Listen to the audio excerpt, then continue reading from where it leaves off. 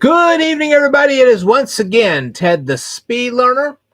And okay. Oh, they keep giving me all these wonderful messages. All right. Anyway, how are you guys this evening? I told some of you guys I was going to be on tonight, and I don't know if they'll show up or not. We'll see. If you do happen to show up in the live streams, let me know who you are because I will have no idea of who you are. Okay? So, woo! What a week, huh? All right. Well, actually, what a month, too. We're well past my birthday now. We're in the month of March, and it is official 14 years on YouTube. And it is also official that I still do not have my monetization. I lost that in 2018, and I have yet to get it back. So, before I get into that, I wanted to talk about, I had some of my friends, they were begging me to do the St. Patrick's Day Parade. You got to videotape this thing. If the temperature had been like it was in the latter part of February, I probably would have gone. Because we were talking temperatures of up to 60 degrees. And when it's 60 degrees, I have no problems videotaping. But that wasn't the case yesterday. As a matter of fact, they had forecast rain, lots and lots of rain. And I didn't know exactly when all that rain was going to come in. So therefore, I just said, you know what? Because it's such an uncertainty with the rain and I've got a digital camera and I don't want to ruin it, I said, no way am I going to videotape this. Besides, the wind chill was about 32 degrees around here at the start of the parade time. 32. Right. I'm going to sit there in 32 degree temperature and videotape a parade. Not going to do it. That's where I draw the line. I said, nope, it's too cold and it's going to rain. Those are two things that will not, if you got that kind of situation coming up, I just won't do it. The end, period. Okay. Having said all that, some things have happened since the last time I've spoken to you. First of all, for those of you who watched all of my sand battery and all the speaker stuff where I told you through convection you could use speakers to generate heat and air conditioning and a yada, yada, yada, the whole 9 yards. If you guys remember, I mentioned sand. You can actually use fire bricks instead of sand. Let me say that again. You can actually use fire bricks instead of sand. So, what you would do is you take your pipes, you put them between two fire bricks, get the fire bricks really hot, then seal them up, and you got your heat. At least for about 3 or 4 hours. But still, that's not bad. Okay. Now then, who amongst you guys actually received my announcement that I had actually taken a portion of my next Kindle book and had placed it on Patreon to allow you guys a sneak preview of what I was doing? How many of you guys did that? Well, I know how many of you guys did that. It was absolutely none. And I was like, okay.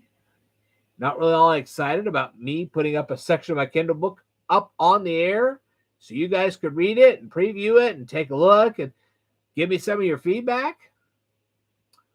Okay. Okay, the next thing. Do you guys remember, I've done this more than once in my live streams where I've actually said that one day you might show up to your employer and find a great big sign on the door, and that sign will say, hey, we're closed for business, get your stuff and get out. You guys remember that? Well, there were some people who wrote to me and scoffed me and mocked me and was telling me, hey, that could never, ever happen. They were wrong. We have a company here in Decatur, or we used to. It was called Acorn. One day the employees showed up. They were asked to get their stuff, and it was gone, just like that. So for those of you who scoffed me and mocked me and was telling me, oh, that could never happen, well, I got a special dance for you. Yeah, I told you so, Dan. I told you so. I told you so. I told you so. And if it can happen to Acorn, it can happen to your business. Not saying it will, but it can. And I clearly showed that it can. So, when I tell you guys to learn stuff, there's a reason. And there it is. So, guess I was right after all, huh? Well, enough about that. Anyway, oh, yes. How about you people? And I've had some doubters and powders on this one too. Oh, they could never shut off TikTok. That'll just go on forever. Well, your United States Congress is seriously considering shutting it down, saying, hey, you can't be in the United States anymore. Guess who you'll be watching then? I'll be waiting. We shall see. Anyway, another thing I wanted to bring up to you guys is something I learned from Roberto Blake and Daryl Eves. Apparently, YouTube is now focusing on the introduction to videos. They are no longer just focusing on video thumbnails. Now, I did replace a whole bunch of video thumbnails of some of my more recent videos.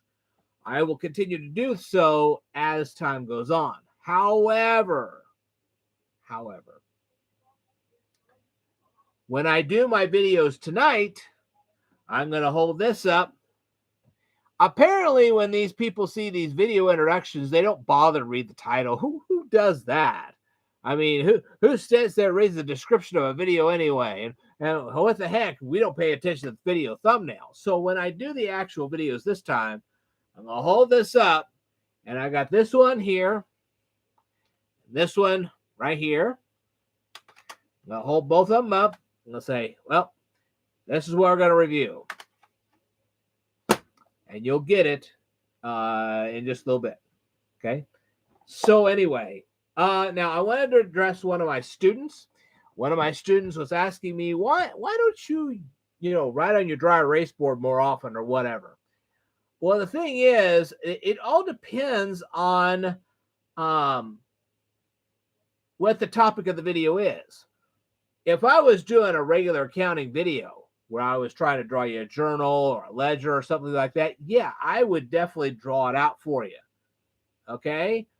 But when you're talking about something like we're going to do tonight, which is FASB statement number 3, if you know enough about accounting to watch that particular video, then, really, you don't need me to draw anything out. When it comes to these ISA buses, I know this is not an ISA bus. I know this is not even a motherboard, but from here, you can kind of get an idea, especially down over here. I think this is all copper up here. Now, I'm going to be talking about copper in the video, and you can get an idea based on what you're seeing here. You're actually seeing transistors here, and even though there's no ISA bus on any of this, you can see the various circuitry and whatever, and you can actually get an idea. The actual chip for this is a graphics card. You can see the heat sink right here. That's your heat sink, okay? And believe it or not, this is actually a CPU from an old computer. You can actually see the big fan right here. And I know this doesn't work anymore, but this used to. Anyway, that's a CPU. And I'm going to be talking about this in my video coming up. Now, I also wanted to talk to Dorper Gamer, and I want to tell him that when I'm doing a live stream like this, I actually have a program called Notepad++. I think it's Notepad++ or +++, or it could be 4 pluses. I don't really care. But when I'm displaying that, it prevents me from having to hold up massive notes like this or try to read off of them. Okay. I do write in cursive. Okay. I'm going to say this again. I do actually write in cursive. And that is something I've been seriously thinking about presenting here on this YouTube channel, is lessons on how to write in cursive.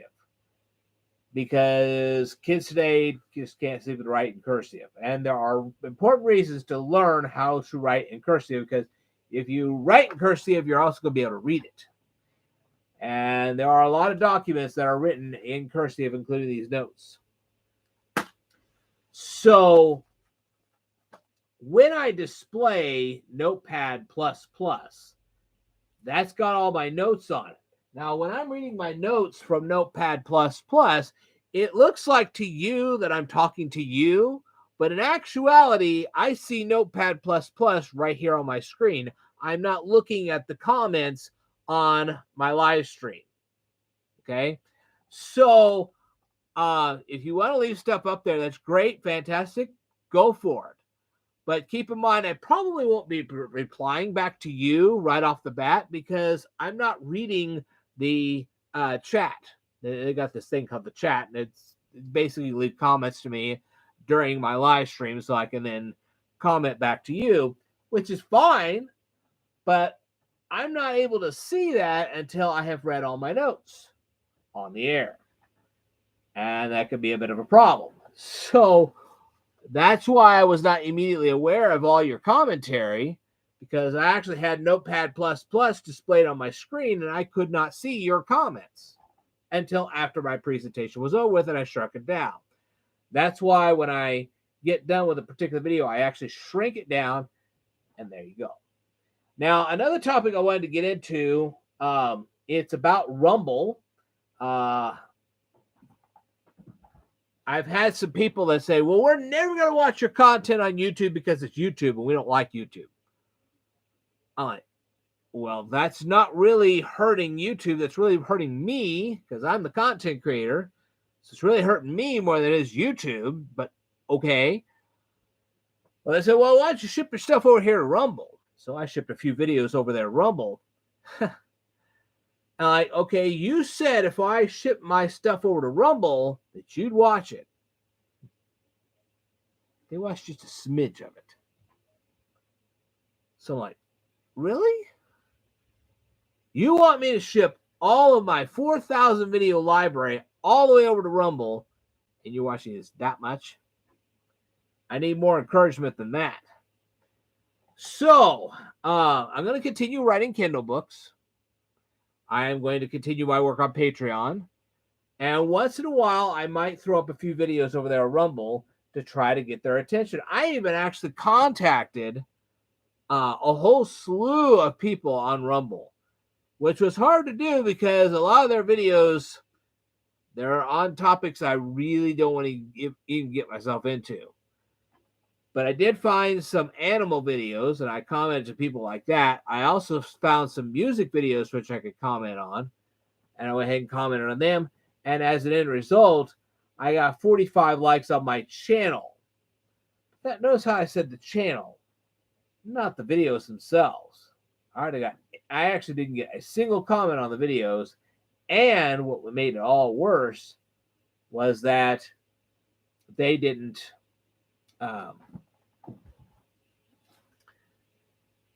watch the videos. They just went to the channel and said, I like it. Anybody can do that. That takes 3 seconds. I wanted more. There you go. So, will I put some content on Rumble? Yes. Their monetization is much easier than one on YouTube. That as soon as you load up a video, you're monetized. However, if you push the wrong button, then they own the rights to your video. And another problem with Rumble is that if your video doesn't become very popular, well, guess what? They'll delete it. And that's hard to keep a repository of videos when you find half your videos have been deleted. All because Rumble doesn't consider them popular. Oh, well. Okay. Now that we've covered all that, we got some lessons for you.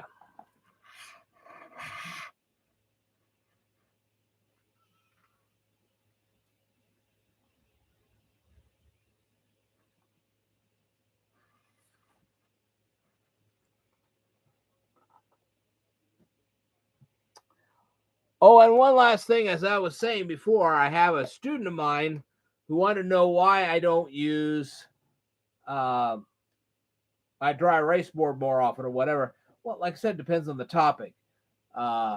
again, I will say that it just depends on whether I'm talking about a major thing called FASB, or if I'm just doing a simple counting lesson or a math lesson or something like that, then I'll use my dry erase board. All depends.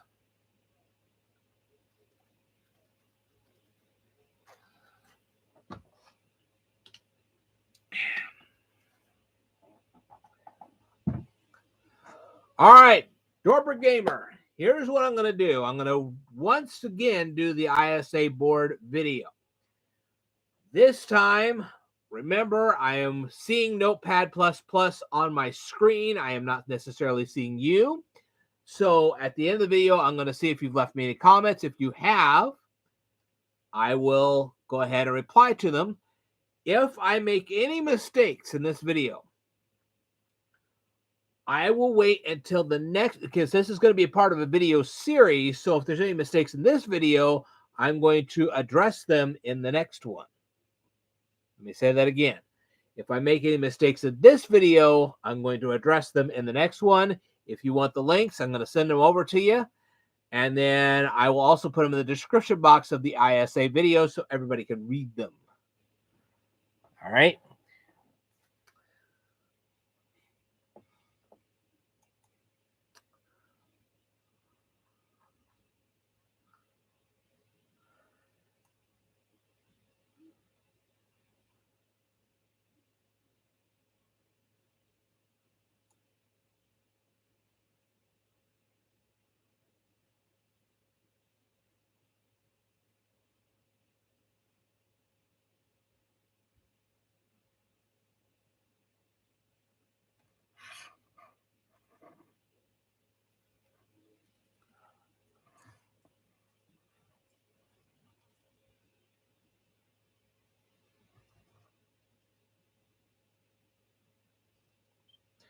Good evening, everyone. It is once again Ted the Speed Learner, and tonight I'm going to start a video series which is an upgrade to an old video that I had a long time ago.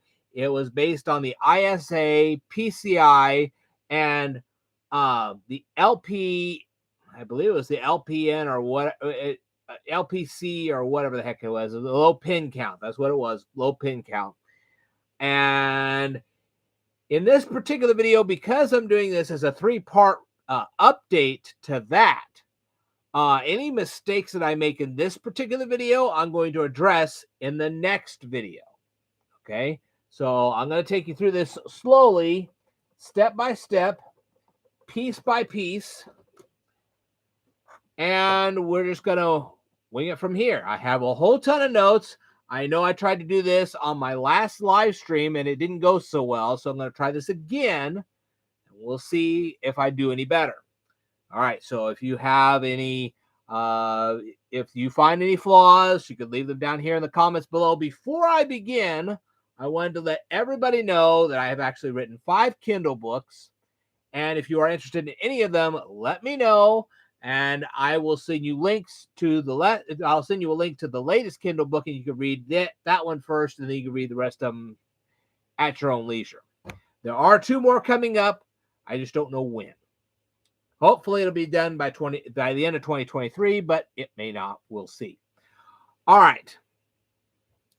In the early days of computers, there were no sound cards, graphics cards, or extra slots of RAM.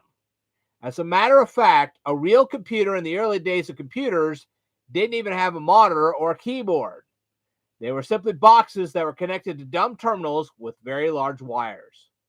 And I know this because I actually worked on an NCR mainframe back in those days. And that NCR mainframe, there were no monitors, there was no keyboards, nothing. The dumb terminals had monitors and keyboards, but not the actual machine itself. It was a completely separate unit. Okay. Now, when I was in high school, I also used the Tandy Radio Shack 80 computer. And those computers were actually networked together. Now, the TRS-80s, as they were known at the time, they did have monitors and keyboards. Yeah, you didn't want to see those. Those were horrible. I mean, the keyboards were monochrome, and of course, the keys were just, yeah, they were keyboard keys. Okay. Now, the Tandy Radio Shack 80s, or the TRS 80s as they were known at the time, they actually had slots for RAM sticks, but the keyboard and monitor were attached to the motherboard with a wire. Okay. So if the keyboard or the monitor stopped functioning, you had to either replace the wires or you had to replace the motherboard. Okay. At the very least, you may also have to replace the entire keys on the keyboard because maybe one of them doesn't work. You might have to pull the whole board off just for that. So it was quite a mess. Okay. But this horrible computer situation changed when IBM released their first personal computer. How did this situation change? Before I tell you the answer to that question, I have to introduce you to the etymology of the word peripheral. The etymology of the word peripheral comes from the Greek word peri, which means round or a round, and the Greek word pherion, which means to carry. This word was originally a geometric term. And that should sound familiar to you if you are one of those people who watched all of my Euclid videos. And I hope that if you have not yet, you do. How does this apply to computers? A peripheral computer device either sends information from a computer user to a computer or sends information from a computer to a computer user. Basically, a peripheral device is a computer input-output device. And in the early days of computers, this became a huge problem. Each computer company developed their own keyboards, their own mice, their own monitors, etc., etc. And you couldn't swap a computer keyboard or mouse between computers that were manufactured by two different companies. This couldn't be done. Then IBM came along with what was called the Personal System 2. That's what the PS2 was called.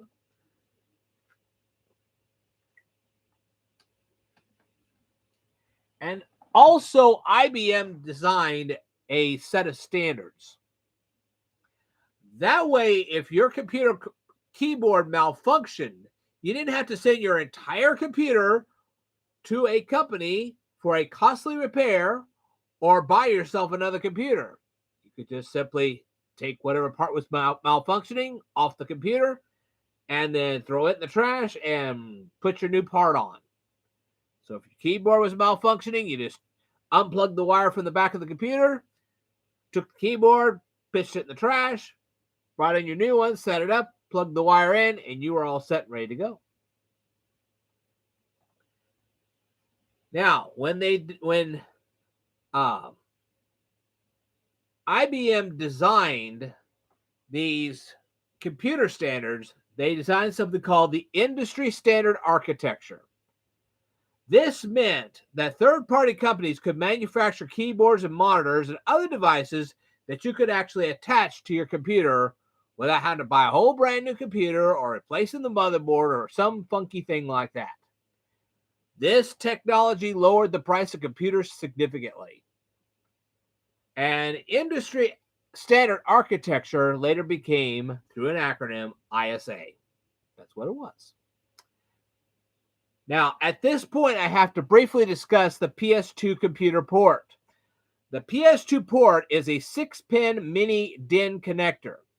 At this point, you may be wondering what the acronym DIN connector is. The acronym DIN stands for Ducetti's Institute for Nürnberg. And I'm going to put that particular set of words in the description box. You can look this up for yourself. This is a German way to say things, okay? The English translation of that is that this was the German Institute of Standardization. Okay? So, the German Institute of Standardization created this DIN connector, okay? These PS2 6-pin mini DIN connectors had the following pins. It had a data pin, a ground pin, 2 reserve pins, a clock pin, and a 5-volt pin. And if you're an electrician, that means a lot to you. If you're not, well, it's not going to mean very much. When IBM originally released the 6-pin mini DIN connector, they directly attached it to the motherboard of the computer. Now, there were some advantages to this kind of keyboard and mouse connection. This connection didn't require computer drivers to work. That came in handy. That means you could use these keyboards regardless of which operating system you were using. Now, at the time, there was basically about two. I know IBM kind of had their own too, but they all actually work with Microsoft. So you could have your IBM OS, or you could have your Microsoft OS, which really was a DOS at the time, then became an OS because they didn't use disks anymore. Okay? Because DOS was disk operating system. Okay? They just eliminated this, so now it's just an operating system. Okay? Now, another thing that this DIN connector meant for computers was that a keyboard would always work unless this port was physically damaged in some way. The mini DIN port was also the first thing a PS2 computer would detect before it activated the BIOS, which is the beginning input and output system. Okay, or I know it's basic input output system. It depended on what computer you were working with. Like I said, the oldest computers, when they mentioned BIOS, they meant beginning, because after all, that was the first thing that ever started up. But on the more modern ones, it's the basic input output system. Whatever. For the layman, that's not going to mean a whole heck of a lot. For a computer expert, that might mean a lot, but for a layman, that's just not going to mean all that much. So, what would happen is that before your computer actually used the BIOS, okay, they would first detect the keyboard. Okay, your CPU would detect the keyboard, then it would detect the BIOS. Okay. So, because of this, because your computer keyboard would work with your computer regardless of what was going on with your BIOS, you could actually fix your BIOS with your computer keyboard because it was operating separately from the BIOS. There were other advantages of mini DIM PS2 port on your motherboard, but these advantages could quickly turn into a nightmare if the port was physically damaged. If you could remove the port with special computer tools, you just simply remove the port. However, how many businesses back in those days actually possessed the tools necessary to replace that PS2 port? Yeah. So,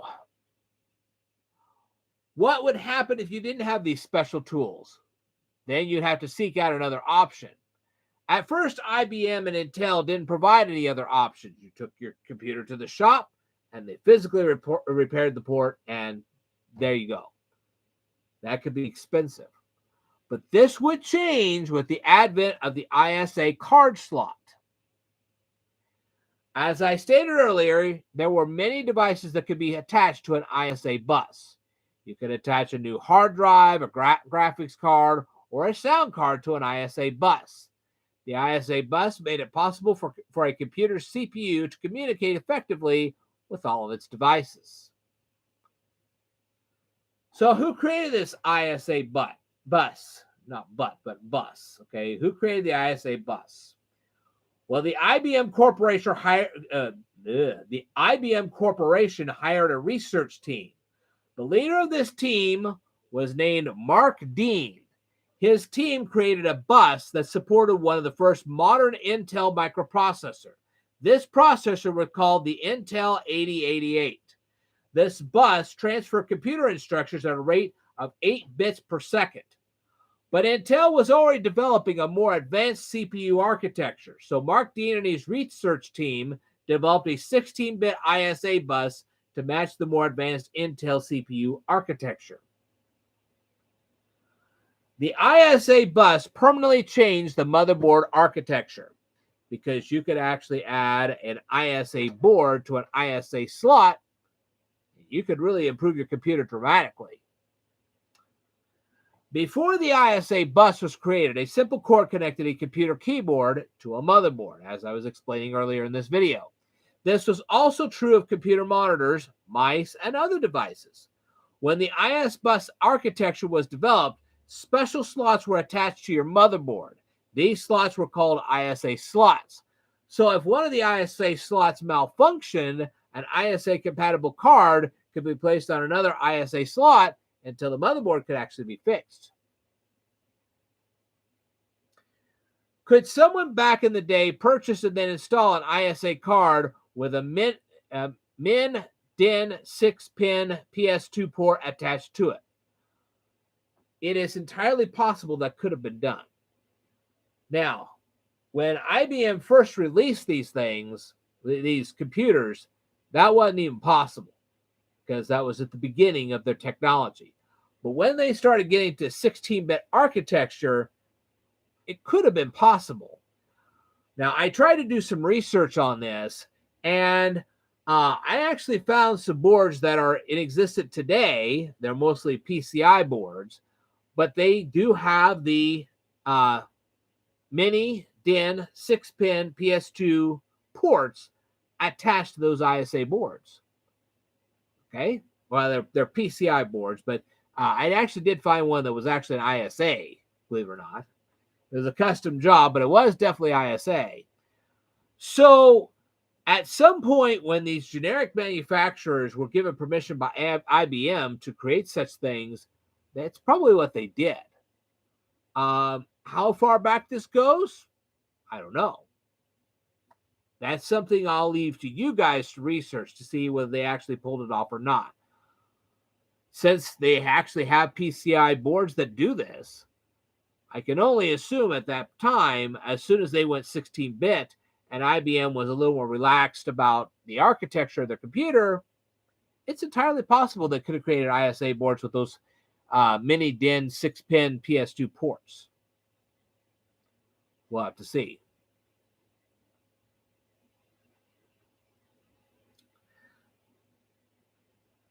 Now, where's the proof that these PCI boards actually exist? Well, I'm going to leave those right down there. There's articles, web articles. There's a whole ton of them. And one of them, at least one, if not more, show you that, yes, they have actually created PCI boards with these mini DIN PS2 whatever board slots. Those exist. At least today they do.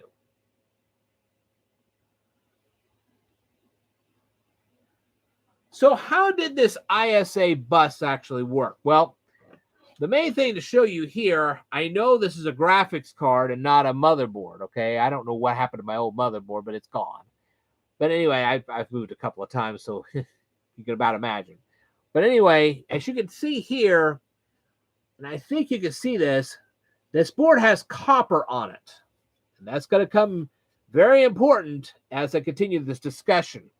Okay, so you actually see that this is an actual graphics board, has copper on it. All right, there's actually copper on motherboards too, and I'll get into that in just a second. So how did the ISA bus work? The first thing you must know is that all motherboards are made of fiberglass. That's right. And not just motherboards, this board is also made of fiberglass.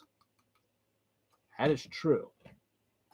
This fiberglass is made from sand that has been transformed into molten glass. The sand is subjected to extremely high temperatures to form the molten glass. Then the glass fibers are extracted from the molten glass to form fiberglass. Then a sheet of epoxy resin is applied to the fiberglass. When this epoxy resin is exposed to heat, chemically speaking, it becomes very, very hard. The chemical process is called curing. Several sheets of epoxy resin and fiberglass are stacked together to form the base of the motherboard. Once this base is formed, the board is laminated. Sheets of copper foil are applied to both sides of a motherboard. As you can see here, there actually is some copper on this motherboard, and you'd have to see it big time to see this. But there is some copper on here. You'd find that on motherboards almost immediately. Okay. Once the copper is placed on the motherboard is heated again. This causes the copper foil to permanently attach to the motherboard. But there is one more step that has to be performed on the motherboard for it to function properly in your computer. A photosensitive material called photoresist is applied to both sides of the motherboard. It's exposed to ultraviolet light, and then any excess copper is just simply washed away. Now, if you want the exact details about all this, you can take a look at the links down below to read the web articles that discuss all this. Why is all of this so important to our current discussion? Because copper is a good conductor of electricity. But this isn't the end of the ISA story. Recently, I uploaded a video about computer RAM. Do you recall when I discussed electrons and capacitors? This is why you need to know about the layer of copper which is attached to the motherboard. Any computer bus will carry data. What's data? Electrons. They carry it from the CPU of a computer, ta-da, CPU, to other devices to attach to the motherboard. This would be keyboards, this would be mice, this would be monitors, etc., etc., etc. And where does the CPU of a computer obtain its electrons? It obtains them from the power supply of the computer. That's where it gets it from. But I have to introduce you to yet another computer term before I continue this particular discussion. And that computer term is frequency. You've heard that word before. If you watched my sand battery video or my stereo speaker videos, you know what I'm talking about there. The CPU of any computer contains transistors. When a computer executes an instruction, some transistors are opened and others are closed. When the transistors are closed, they hold on to electrons. When they're open, they release those electrons. This affects the flow of electrons inside of a CPU. It also affects the flow of electrons throughout a whole computer, too. The frequency of a CPU is measured in hertz. A hertz is some event that occurs every second. As I stated earlier, every time the CPU performs an instruction, transistors inside the CPU open and close. One computer instruction equals 1 hertz. So if a computer is performing 6 instructions, then the computer is running at 6 hertz. If a CPU is performing 1,000 instructions, then it's operating at 1 kilohertz. And if a computer is performing 1,000,000 instructions, then it's operating at 1 megahertz. That's how that's measured. Do you recall a video series I uploaded recently about how to turn a stereo speaker into a heater and air conditioner? Have you ever heard of an FM, AM radio broadcast? Sound waves and computer clock speeds operate in a similar way. Not exactly the same, but similar. If you want a more detailed presentation about CPU clock speeds, read the web article down below. With all of this in mind, I can finally finish my discussion about the ISA bus. A computer CPU isn't the only component on your motherboard that is measured in frequency. An ISA bus is also measured in frequency. In this case, the frequency of an ISA bus refers to how fast data is transferred from a peripheral to a CPU, or how fast the CPU sends data to a peripheral. It doesn't refer to how much data is sent between the CPU and the peripheral. Okay? It just refers to how fast that data gets from the CPU to the peripheral, or from the peripheral to the CPU. Now, let me illustrate this. Let's say a person places a toy into a box and some shipping company picks up the box from the person. And let's say that the shipping company is very fast and able to deliver the box to another person in less than 10 minutes. Well, that'd be great. Don't you wish your shipping companies could do that? This would be truly a fast shipping company. The 10 minutes would be the frequency. Okay? But what's in the box would still be the toy.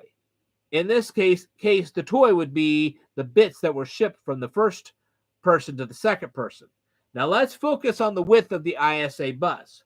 Normally, people would think of a data bus as a set of wires. There would be one wire that would send information from a peripheral to a CPU, and another wire that would allow the peripheral to receive information from a CPU.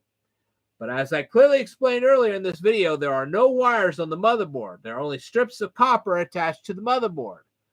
The more copper strips that an ISA bus contains, the more information that can be sent back and forth between the CPU and all the peripheral devices on your computer. And I also stated that this information would be in the form of electrons. That's why I referred to RAM capacitors as electrons. So when you type on your keyboard, you are sending electrons across from the keyboard, which is a peripheral device, to your CPU. This is also true of electrons being sent from the CPU to your computer monitor, mouse, or even keyboard. Many people compare these copper strips on a motherboard to lanes of road on a highway.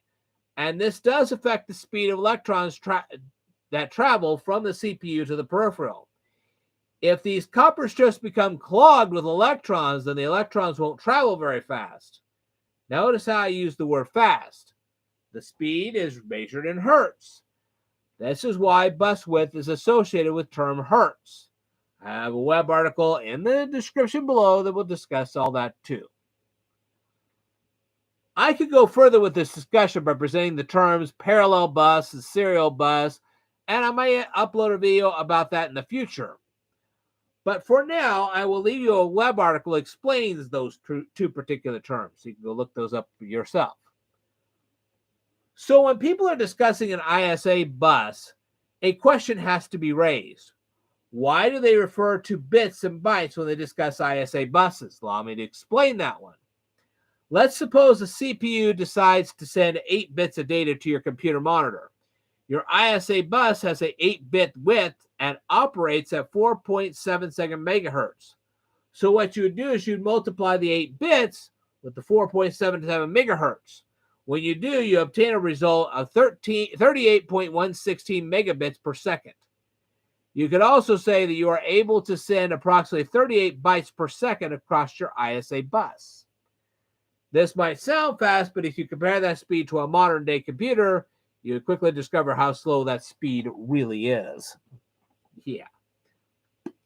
You'll find out soon enough.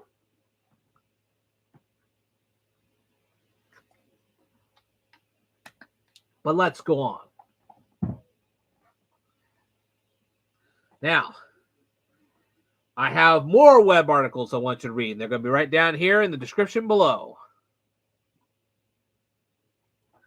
When ISA bus and slot technologies were first released by the Intel Corporation, they had an 8-bit width and a 4.77 megahertz architecture. But the Intel Corporation finally increased the ISA bus width to 16 bits. So why did I experience a keyboard lag time on the first computers I programmed on? Well, you got to keep in mind that the ISA bus speed isn't the only factor when it comes to lag time. Remember that CPU is opening and closing transistors. Okay, they are receiving data and sending data. And they may not be receiving and sending data just from your keyboard. They receive and send data to your monitor. They receive data from other ISA components, that kind of thing. Even your RAM sends and receives data. Now, every computer I've ever programmed on had an operating system. This operating system told the CPU how to receive, process, and send data through the motherboard. So the CPU of your computer isn't just sitting on a chair waiting for you to send data to it. Not at all. What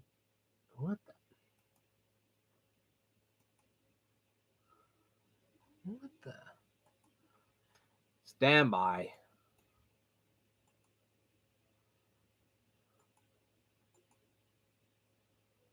All right.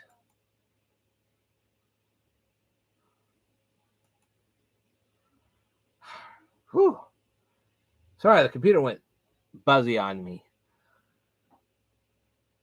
Now, the operating system was not the only thing that CPU was operating at the time.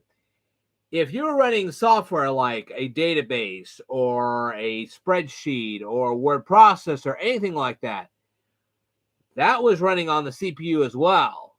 Okay? So that meant a lot of data had to pass through all these computer buses on the motherboard.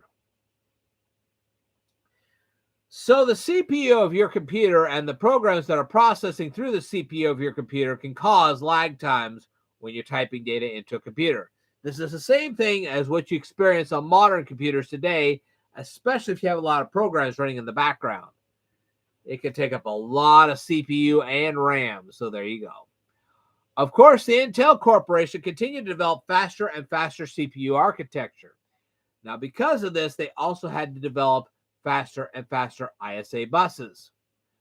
This forced a group of computer companies who were called the Gang of Nine to develop extended industry standard architecture.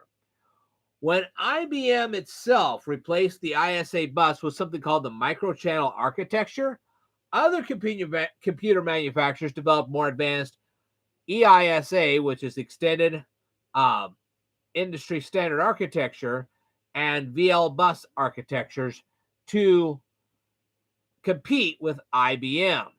Computer technology rapidly developed, and finally the Intel Corporation released a product called the PCI bus. And I will cover that in a future video. So, thank you very much for all your patience and all your time. I will tell you more in a future video, so I'd like for you to stay tuned. Woo! No comments. Interessante. Okay, I'm going to take a very quick break, and then I'm going to go into the rest of my videos, which won't be near as complicated. Well, except for one. There is another complicated one coming up. But other than that, the rest of them are going to be pretty easy. All right, if you'll excuse me for just one moment, I shall be right back.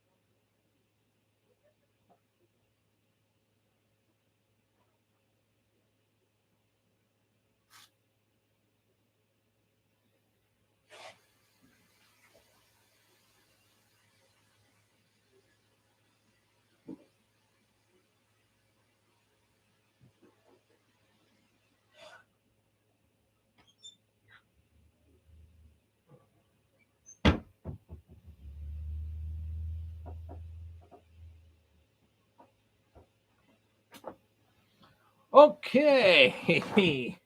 Woo! Part one of my live stream is back to this. But anyway, as I stated earlier in this live stream, when I'm doing my videos right now, because they try to show the introduction to videos as previews on YouTube now, especially with the TVs, I'm going to start holding up things like this so that people will actually see what I'm talking about, and et cetera, et cetera. I'm hoping that will cause people to want to watch the rest of the video.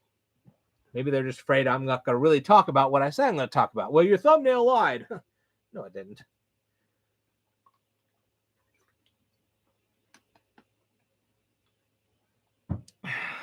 Let's go into this, shall we?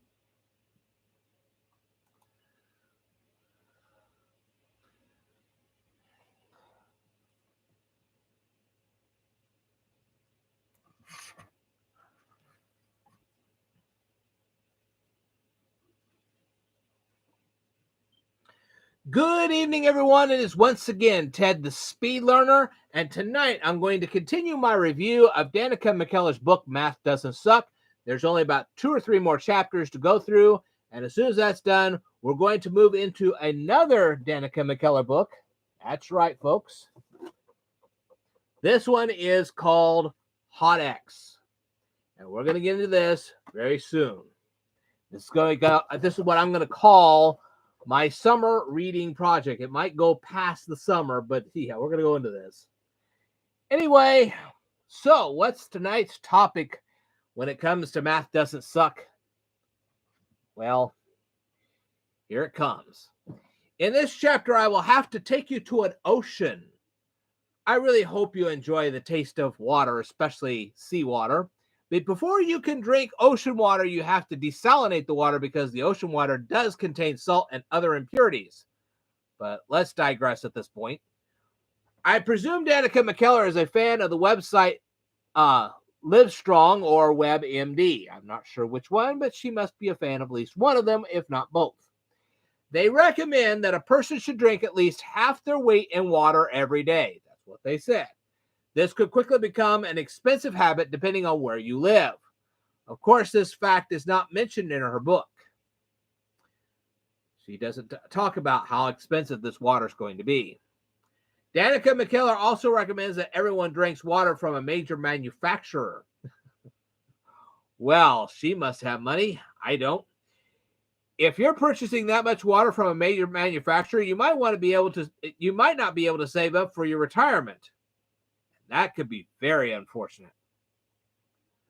But I will agree with Danica McKellar on one thing. She is correct in saying that consuming large quantities of soda pop is not exactly great for your health. So take both of our advice and drink more water than soda pop. Trust me, you'll thank me later. Danica McKellar is also correct in stating that most manufactured water measures their water in units of liters. So if you want to know how many liters of water you need to drink, you will have to do the same. You have to do some conversion math. It appears that the main topic of this chapter is a thing called the unit multiplier. As I stated in an earlier part of my review of this book, if you plan to become a pharmacy technician, you will need to know about this topic. Trust me. And you'll find this out if I ever get my PTCB on a budget book published. You'll find out real quick.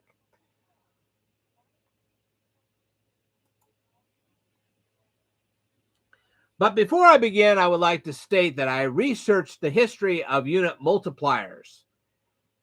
Apparently, somebody someday, a long time ago, somebody that we know nothing about, just suddenly devised this mathematical concept because there's no history on it. If anyone figures out who developed this concept, let me know.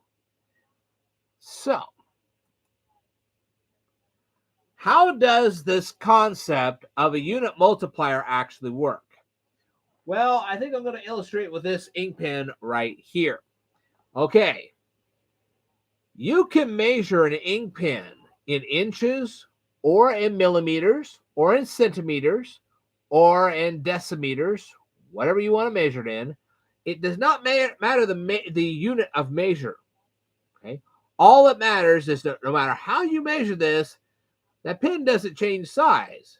Just because you use the metric system to measure this pen instead of using the standard British system of measure, doesn't matter. The pen doesn't change size. Okay. So let's say this ink pen, hypothetically, was 6 inches long.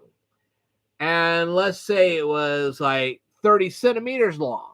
I know that's not really true, but I'm just saying, hypothetically, let's say this pen was both 6 inches long and 30 centimeters long. Well, the 6 inches and the 30 centimeters in this hypothetical case would be the exact same measure. It's just two different units. The units may be different, but the pen didn't change size just because you started using a different measuring stick. Get any idea? So, let's go on. So what you're going to be doing when you're using a unit multiplier is you're going to multiply two fractions. What do these fractions actually look like? Let's use Danica McKellar's example to illustrate the fractions. You could place pounds in the numerator or the denominator of the first fraction. But if you place pounds in the numerator of the first fraction, and I'll illustrate this because I'm just so nice. Let's suppose you have two fractions. Well, that worked well.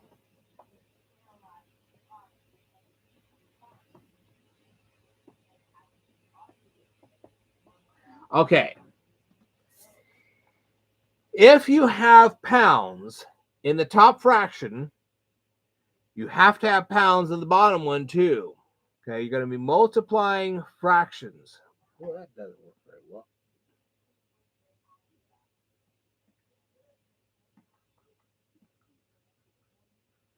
Okay, you're multiplying fractions. Okay. So, if you place pounds as the numerator of this fraction, you have to place pounds in the denominator of this fraction because you're going to cancel them out. Okay. So, and this would also be true if you decided, you could do this too.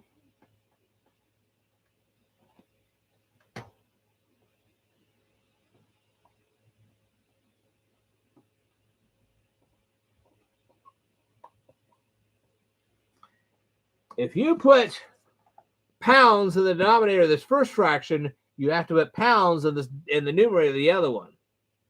That's how that would work. Okay. So,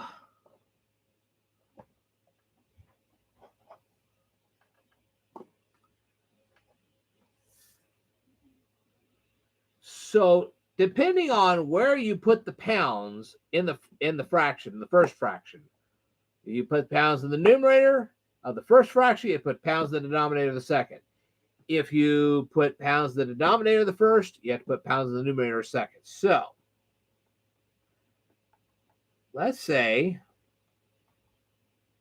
we're going to develop a fraction now.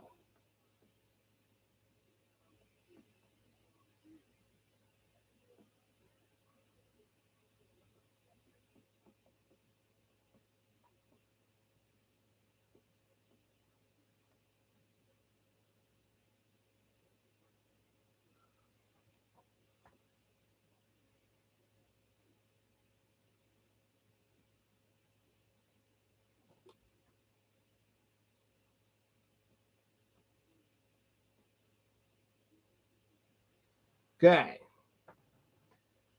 If you have the equation like this, what you're going to do is you're going to cross this off like this, and you're going to cross that off like that. That eliminates the pounds.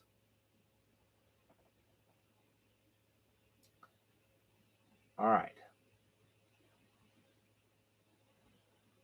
Now, if you'll recall from some of my earlier math videos, you can actually multiply a fraction by something that represents 1 and still obtain the original fraction.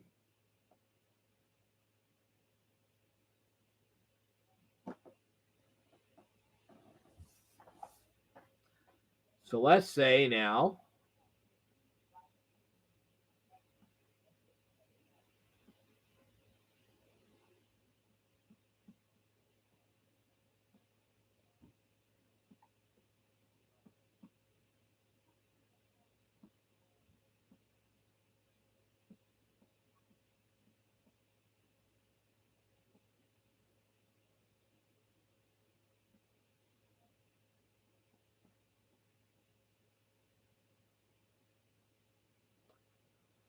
I did some research. And if you have a liter of water, you actually have 2.20 pounds of water. Keep in mind that the water didn't change weight. There wasn't more added to the water or anything taken out, just because you decided to measure the water with pounds instead of liters. Same amount of water. So this basically is a 1 divided by 1. And this is why you can eliminate this and this. Well, not that you can't eliminate the 2.20.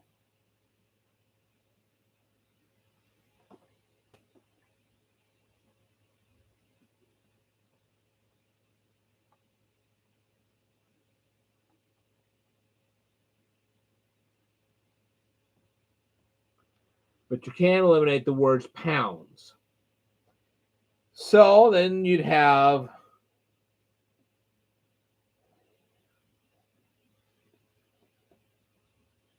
a fraction 20 over 2.20, divide by 20 by 2.20, and you have your answer that you're looking for.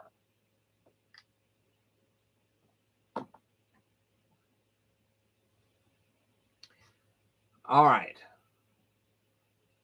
So basically what you're doing is you're multiplying 20 pounds times 1. That's what you're doing. This is actually a 1, so that's what you're doing. You're multiplying 20 pounds by 1.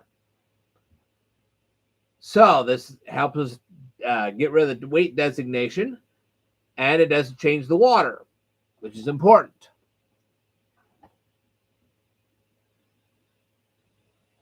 And like I said, to solve this particular equation, we just divide the 20 by the 2.20, we get our answer.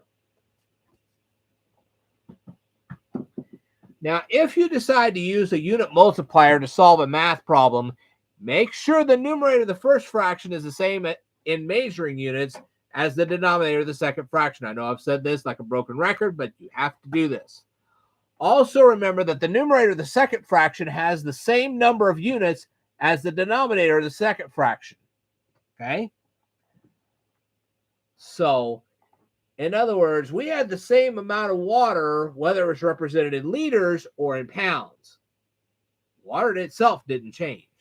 Our units changed, but the water did not. I realize that the unit measurement of the numerator of the second fraction will be different than the unit measurement of the second fraction. Okay, I realize that. So liters is definitely measured differently than pounds. But if there are 3 apples in the numerator of the fraction, there must also be 3 apples in the denominator of the fraction. So if you got 3 apples on top, you got 3 apples on the bottom. Same difference.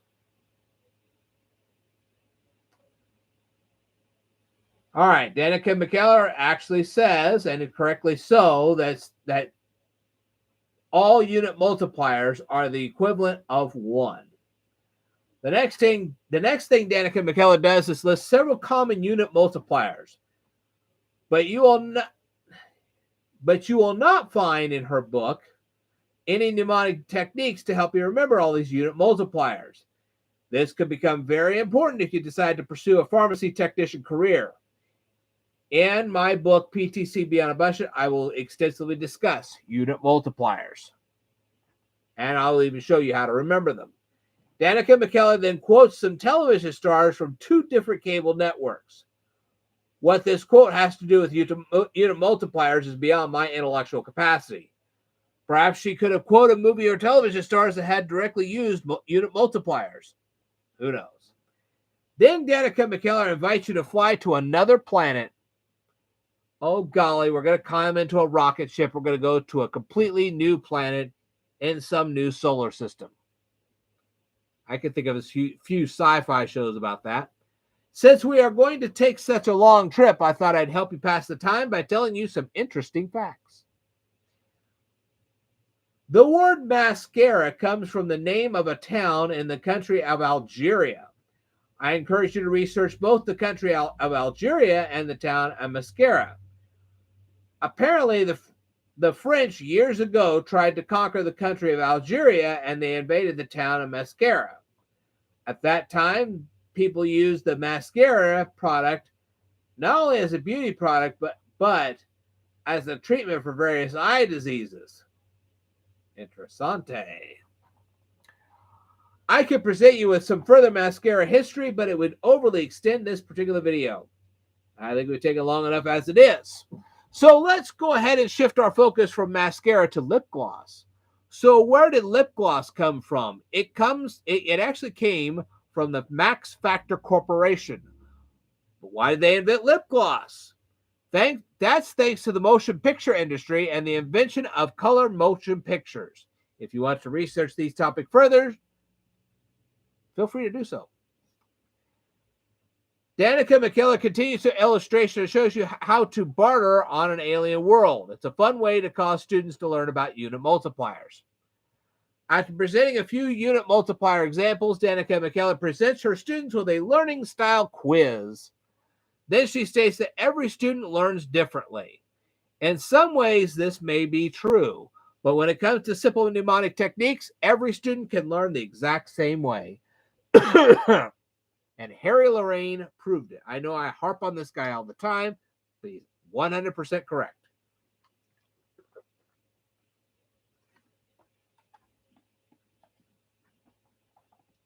Okay. The first question in this quiz involves finding places without a GPS device. But this quiz can also indicate how much effort a friend will exert to assist you. Let's think about this for a second. If a person just recites some directions and hopes you will remember what that person told you, it can indicate that that particular person doesn't want to exert much effort to assist you. If they remove a piece of paper from their notebook and they draw you a crude map, it could indicate that they may be busy, but they value your friendship at the same time. If they personally escort you to your destination, it could indicate that they will bend over backwards to assist you. This is truly an ideal friend. Of course, I didn't find any of this mentioned in Danica McKellar's book.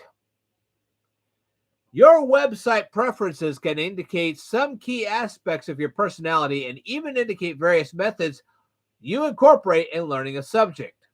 Some people are better at listening to an audiobook than they are at reading a text. Other people have difficulties in visualizing things that people tell them. And some people are more active than other people. When they're extremely active, it can indicate that they will perform well in athletic events. Those who are more introverted may enjoy sitting quietly in libraries. This quiz is comprised of 12 questions that can reveal much about your personality. I will let you peruse through the rest of the quiz if you own this book. If you want to share with me your thoughts about this quiz, feel free to do so. How do I feel about this particular chapter? Well, I found some interesting things that Danica McKellar could have included in this book, but did not. Why she didn't, I don't know. You'll have to ask her.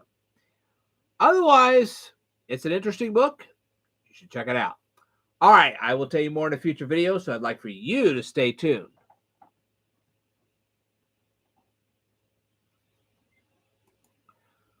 Woo!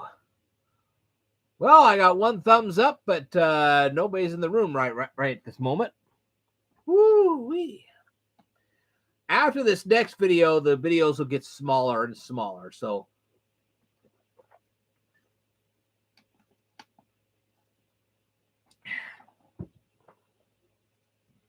let's continue.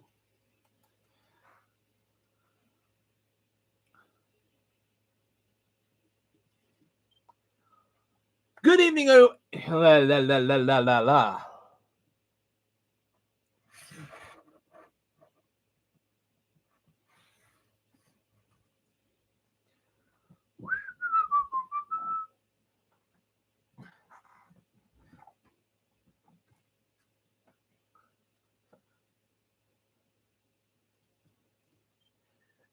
evening, everyone. It is once again Ted, the Speed Learner. Now, let's see how well you recall things. Several years ago, I tried to discuss something from the Financial Accounting Standards Board. They had put out a whole bunch of statements. They've been putting out for years now. And one of the statements they put out was called Statement Number 3.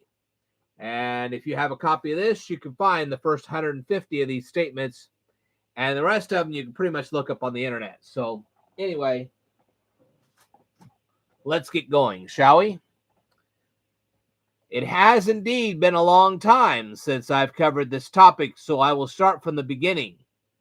But before I do, I wanted to let you guys know that I published 5 Kindle books.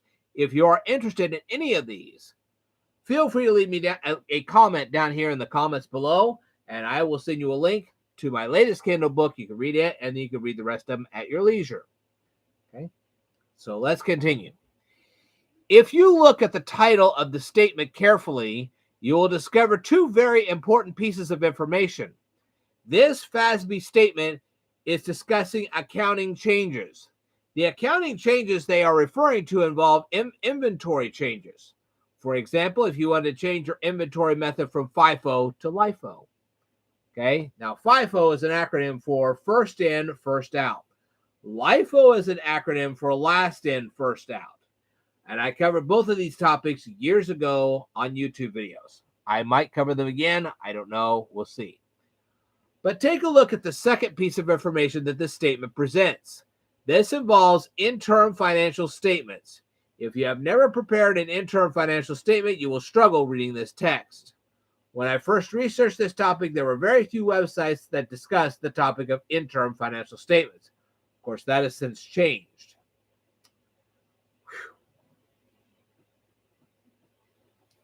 This statement begins with an inquiry into using the last in, first out.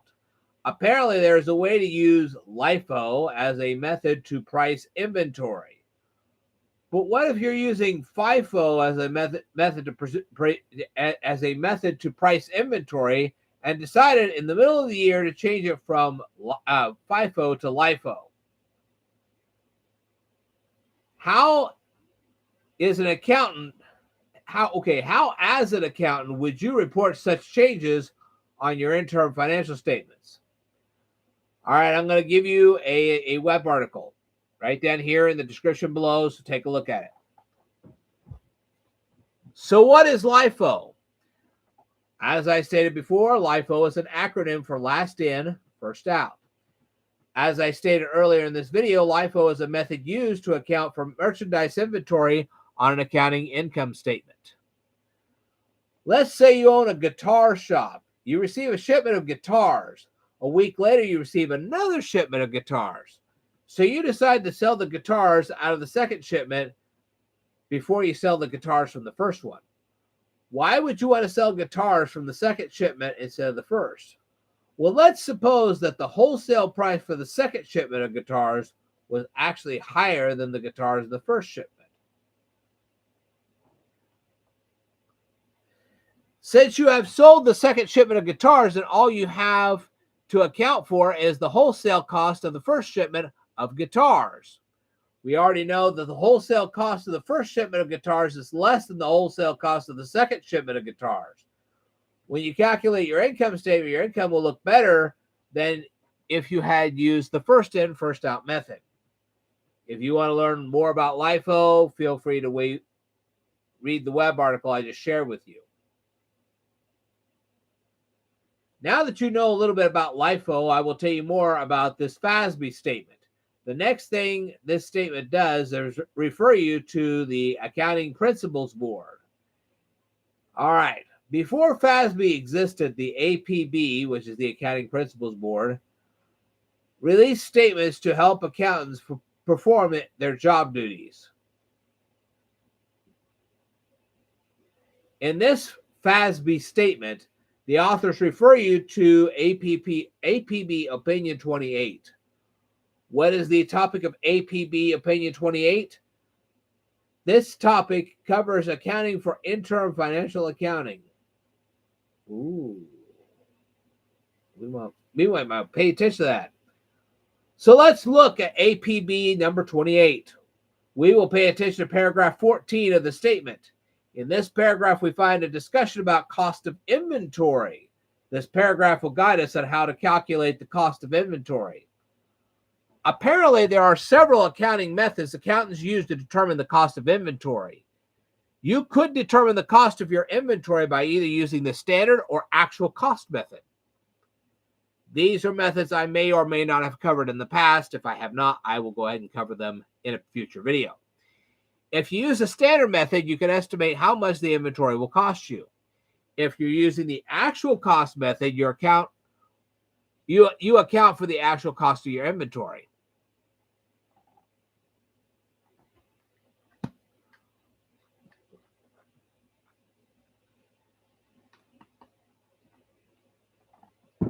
Now, for an example, factories may use either the standard method or the actual cost method because they are assembling parts to create their inventory. Retail stores often, on the other hand, use the FIFO or LIFO accounting methods because they don't assemble their merchandise usually before they sell it. It saves on labor cost. APB Statement 28 recommends that companies who use the LIFO method on their annual income statement also use the LIFO method on their interim financial statements. But this statement allows for exceptions to this rule. What are these exceptions?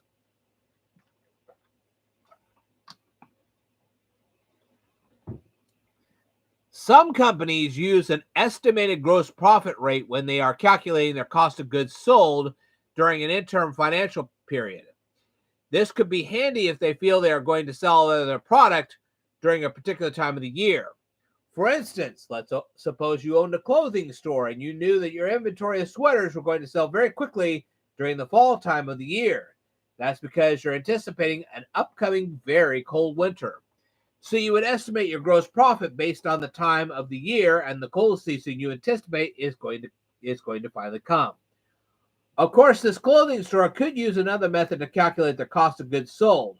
But according to the statement, if a retail store uses an inventory method of accounting that is different from the one they plan to use at the end of the year, they have to disclose this change in inventory, and they have to disclose any significant adjustments that result when they try to reconcile their cost of goods sold on their interim income statements with the cost of goods sold on their annual income statements. That's a lot of mouthful. The next thing this statement wants you to consider is what would happen if you decide to use the LIFO method on an interim financial statement and you have to liquidate your inventory. Let's say winter ended and you don't have a lot of and you have a lot of sweaters still left in your inventory. They didn't sell very well. That's because the weather didn't cooperate. Let's say you had a very warm winter and a lot of people didn't need those sweaters. This statement directly mentions the liquidation of your base period inventory. I tried to look up the topic of base period inventory. I couldn't find anything on the topic. The APB Opinion 28 statement also says that at the end of the year, the inventory loss due to liquidation of your base period inventory would be replaced. I'm unclear as to how to account for this, so I'm no expert. If there is inventory loss due to the liquidation of your base period inventory, according to them, that would be APB Opinion 28, the inventory at the interim reporting date should not give effect to the LIFO liquidation.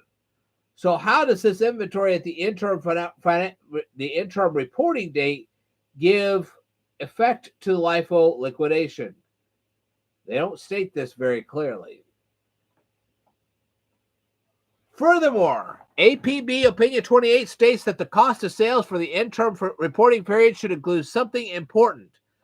But before I tell you what it should include, I should clarify the statement of cost of sales. What is cost of sales? The cost of sales would include the building containing the inventory, the air conditioning, or the heating used to keep the inventory from melting or freezing. Keep in mind that if you receive a shipment of chocolate that you don't want this particular shipment to melt inside your store. You don't want that. And if you receive a shipment of bicycle parts, you don't want them to become brittle due to freezing.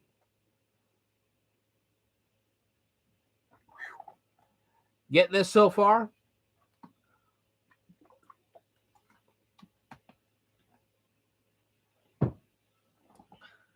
Another thing to keep in mind when calculating cost of sales would be security and employees handling your inventory. And let's not forget electricity for all the lighting in your store. So what should this cost of sales include besides what I've just stated? Once you sell your merchandise, you will have to purchase more inventory so that you can then replace the merchandise you just sold.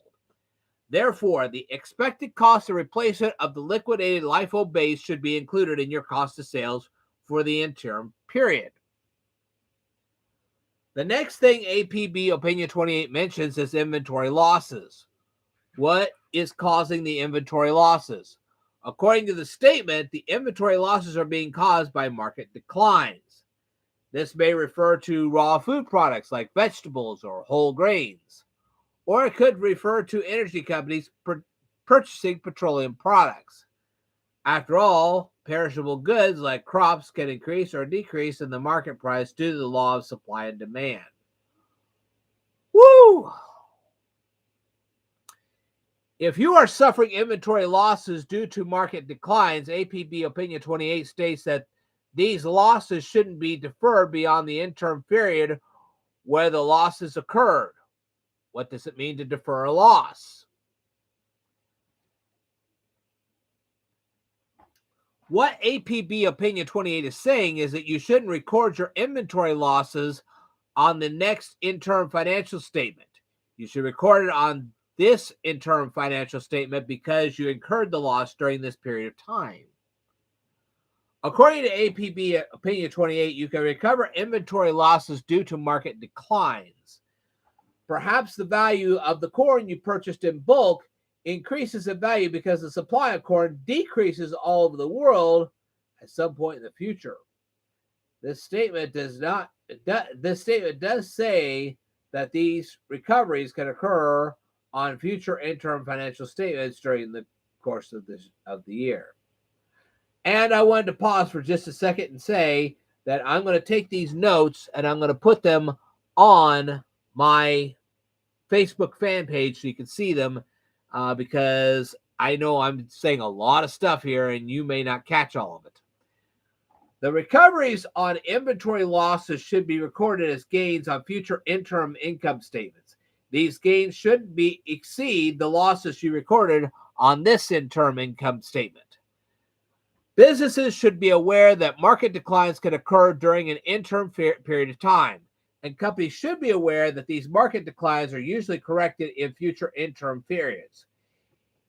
If a company is reasonably sure that these market declines will be corrected in future interim periods, then the company shouldn't include the inventory losses of the current period in their current interim financial statement.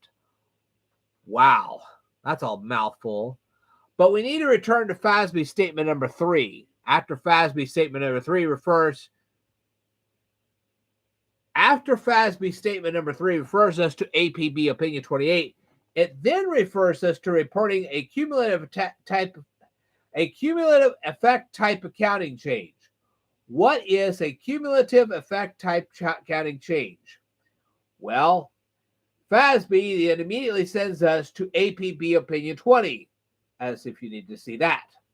If you read APB Opinion 20, you will find information about a cumulative effect type accounting change.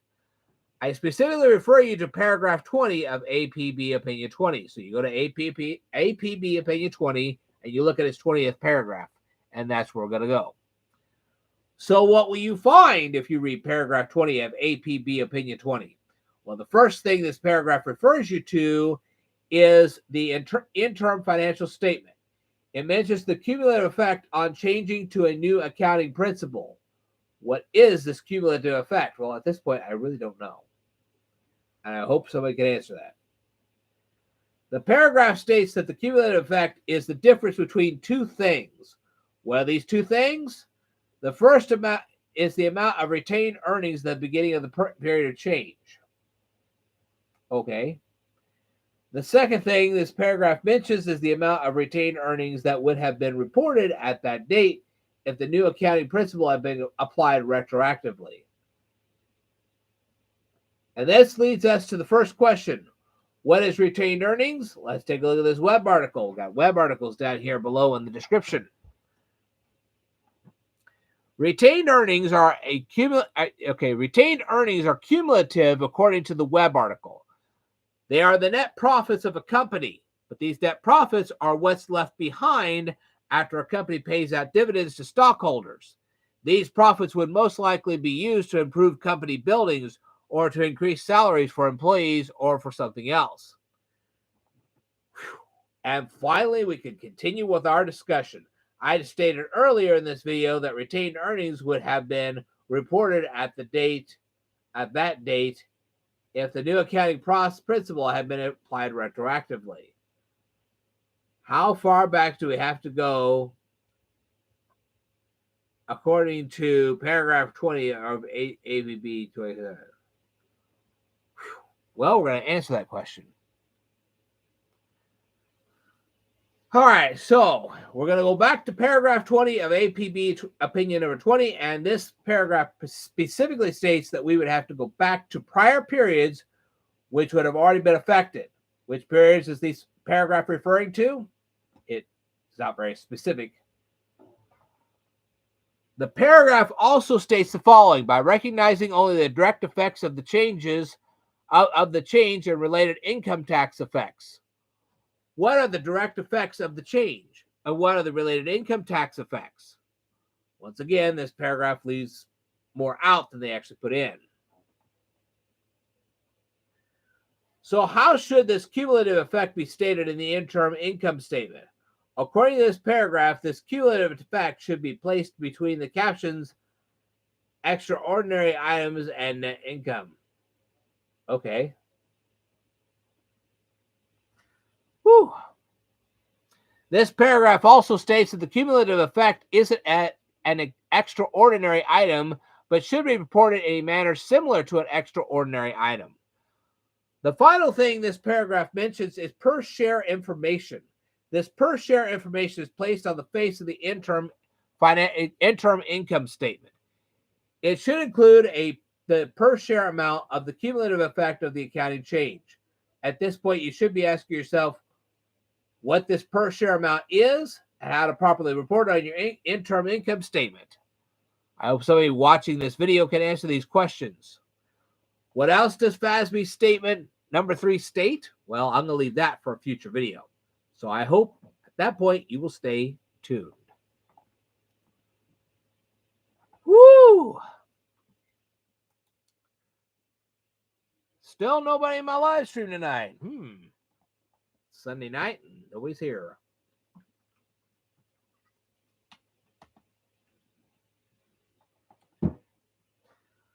I leave these live streams on all the time, so but yeah, I'm going to go ahead right at this very moment, if you don't mind. I'm just going to take a moment or two.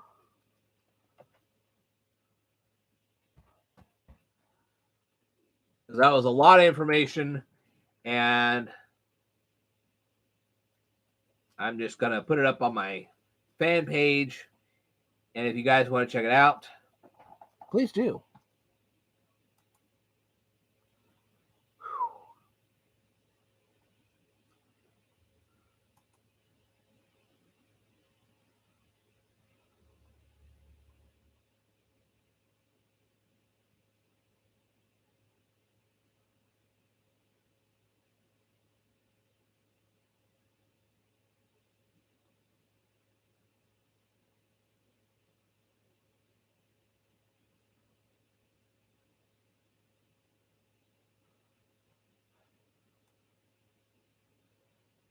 Whew.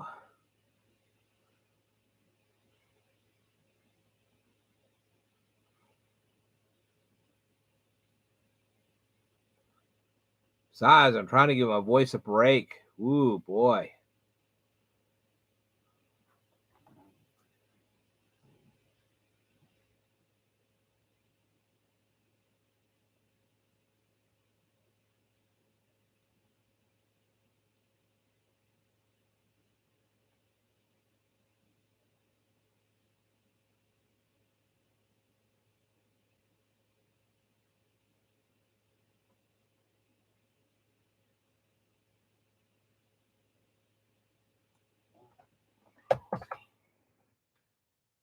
Okay.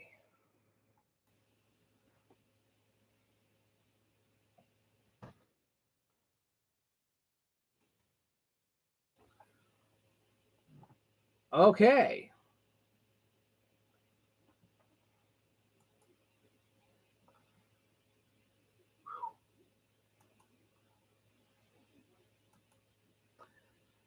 This next video won't be near as long. Matter of fact, the rest of these videos will not be near as long. Good evening, everyone. It is once again Ted, the Speed Learner, and tonight I'm going to cover the topic of SIM card. Okay, what is a SIM card? Well, I'm going to answer that question in just a second, but before I do, I wanted to let everybody know that I have published 5 Kindle books. If you're interested in any of them, leave a comment down below in the comments section, and I will send you a link to my latest one. You can read that first, and then you can read the rest of them. Okay, let's go on. What is a SIM card? The acronym SIM stands for the Subscriber Identity Module.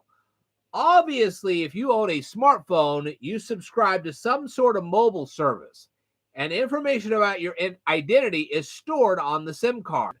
SIM cards are similar to secure digital cards that I have discussed in previous videos. These cards contain a 17-digit code. I bet you didn't know that.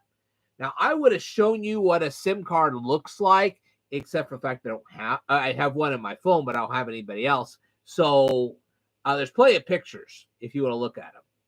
Feel free to do so. All right. Part of this code tells your cell phone company carrier what country you're residing in. It also tells your cell phone carrier which company you use to send and receive phone calls. It also tells phone carriers your unique identification number, which was assigned to you when you bought your phone. Why do phone carriers need this code? That's because they need to know how to bill you every month. But before I continue, I will refer you to some web articles which will now be in the description of this video. So when were SIM cards invented? They were invented in 1991. Who invented the SIM card? To obtain that answer, we have to travel to Munich, Germany. Now, there are researchers. They were part of some kind of a company, and don't ask me to pronounce it. I will leave the name of the company right down here in the description below. You can look it up for yourself. They created the first SIM card back in 1991. These cards were made smaller and smaller between 1991 and 2010. Current smartphones have eSIM technology. That means that there is no particular SIM card. It's just automatically built in your phone. Now, what else is stored in your SIM card? Well, your contact information is also stored in your SIM card.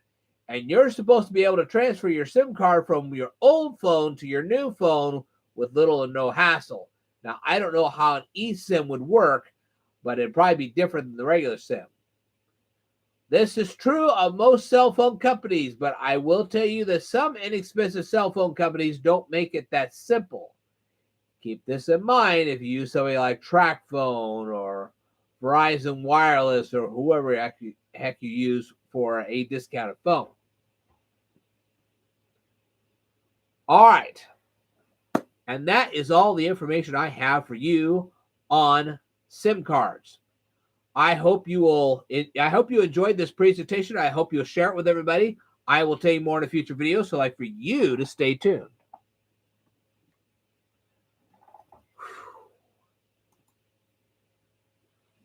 Still nobody in my live stream. Okay. Well, I'm going to take another quick break here, and we're going to go into easier videos. A lot easier. There'll be a lot of them, but they'll at least be easier.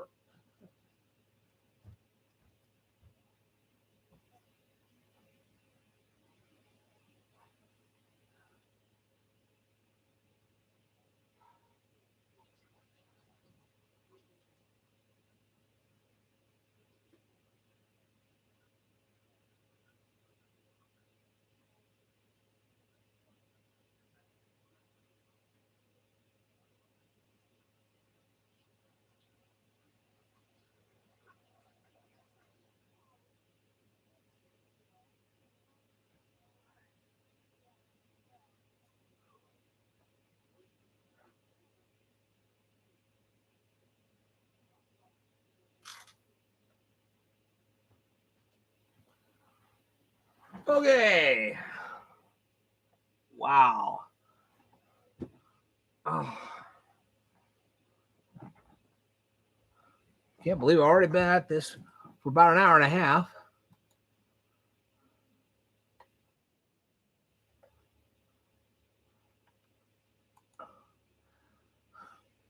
Okay.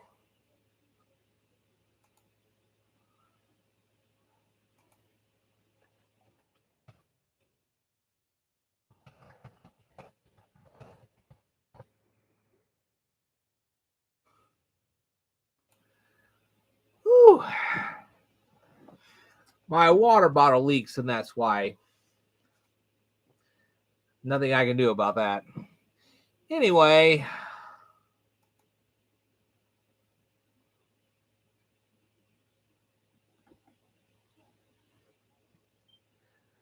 Good evening, everybody. Is once again Ted the Speed Learner. And do you guys recall a little over a decade ago when I did some funny videos? They were in reply to a YouTube channel called The Gradual Report, which, by the way, is still on the air. I couldn't believe that.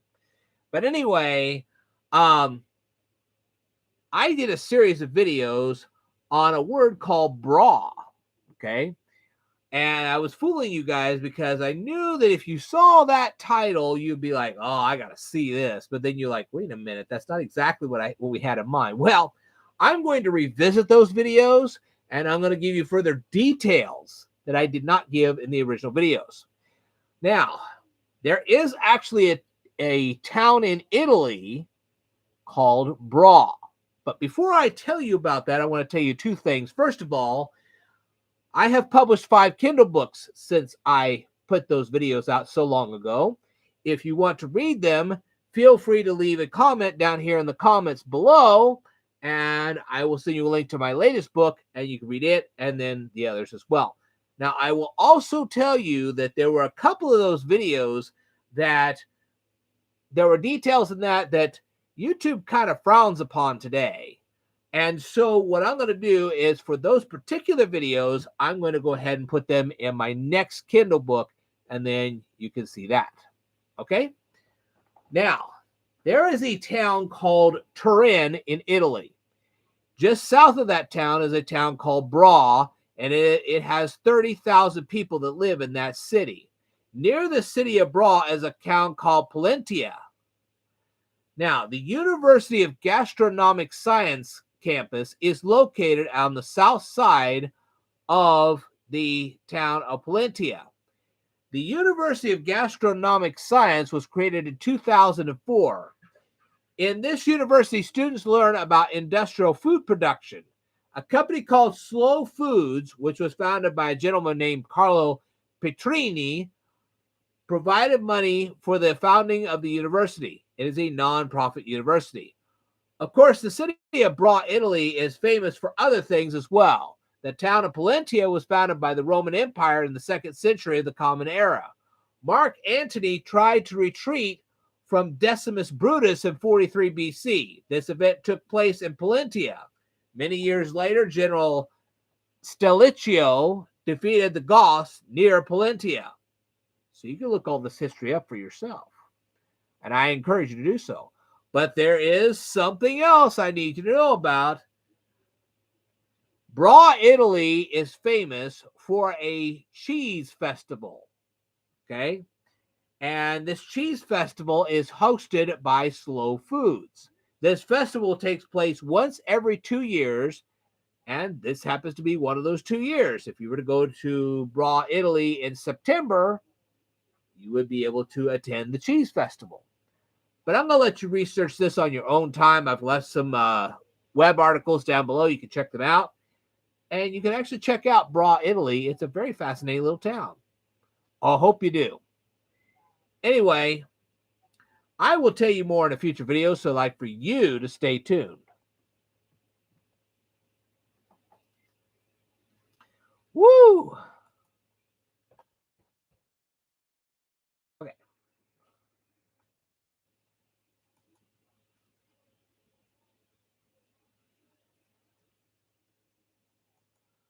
Woo! I got 2 people in here. Hello, Survival on a Budget Made Easy. It's good to see you.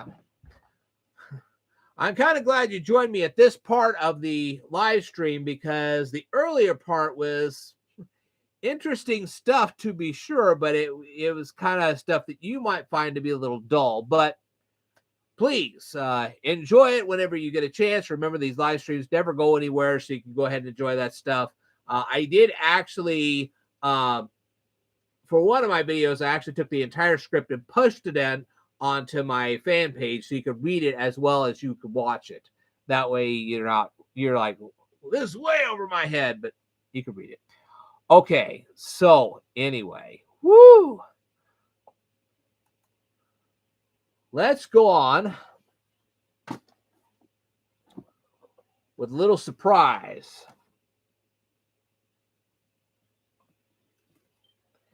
Good evening, everybody. It is once again Ted the Speed Learner, and tonight I'm going to review the second episode of the brand new Night Court that's on Peacock TV, which, by the way, I have because I'm an Xfinity customer.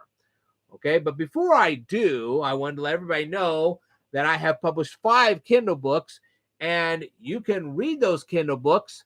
Just let me know in the comments below that you want to actually have a copy of them, and I will send you a link to my latest one. You can read it, and then you can read the others at the same time. Whatever. Anyway, I'm going to get something to drink here real quick because I've been telling a lot of information.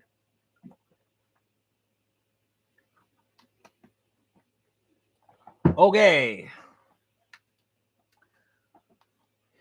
Starting from the beginning of the second episode, how did Dan find so many people who look like the defendant? And how did he persuade them to be in that courtroom? I'd like to know that. And why didn't Abby notice the people in the gallery prior to hearing the case? And no one noticed that the stenographer wasn't typing? Really? The key dropping was supposed to be funny. It wasn't, but it was supposed to be. And how did Abby Stone have enough money to buy custom printed water bottles? I'd like to know that. And somebody ordered pizza for the birds? Really? And why did the bailiff think Abby was wearing a wig? That's never explained. And where did Dan get that sweater? I'd like to know that too. The different colors of paper were supposed to be funny. I was like, okay, let's move on. The stenographer is supposed to be funny. She wasn't funny at all. Yeah. And Dan trusted the bailiff to do his job. How did the new stenographer afford the donuts? I'd like to know that too. The bird thing would have been funny if it wasn't expected. Notice if we go back to the first episode, the guy's holding a dead bird. Then they just string this joke out all the way through the second episode until finally it comes to its climax. By the time it came to its climax, it wasn't very funny at all. And Abby is cleaning her courtroom with the court clerk. And then when she says, well, the janitor's supposed to do it, but then they decide that they didn't want to upset him. He's supposed to do his job. He's a union man. He's supposed to do his job. That's how unions work. Ugh. Anyway, this second episode was hardly funny. There was nothing funny about it. It just was pathetic. Sad, really. So I have to give this episode a solid D. There was a couple of tiny laughs in there, but it really wasn't funny at all. So it gets a D. Hopefully, and I will try to discuss this in future videos, the other episodes get better. All right. I will tell you more in a future video, so I'd like for you to stay tuned.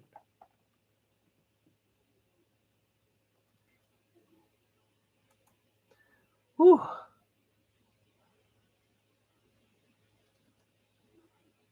Survival on a Budget Made Easy says, glad to see you, my brother from another mother. I'm glad to see you as well. And Bunwy Badger says, how's the water? Well, I'm not drowning yet. Now, the next video I'm going to do is a bit of a surprise. I was like, I didn't expect this. So here we go. I was like, whoa, this is kind of better than I thought it was going to be. But anyway, you're going to be surprised by this.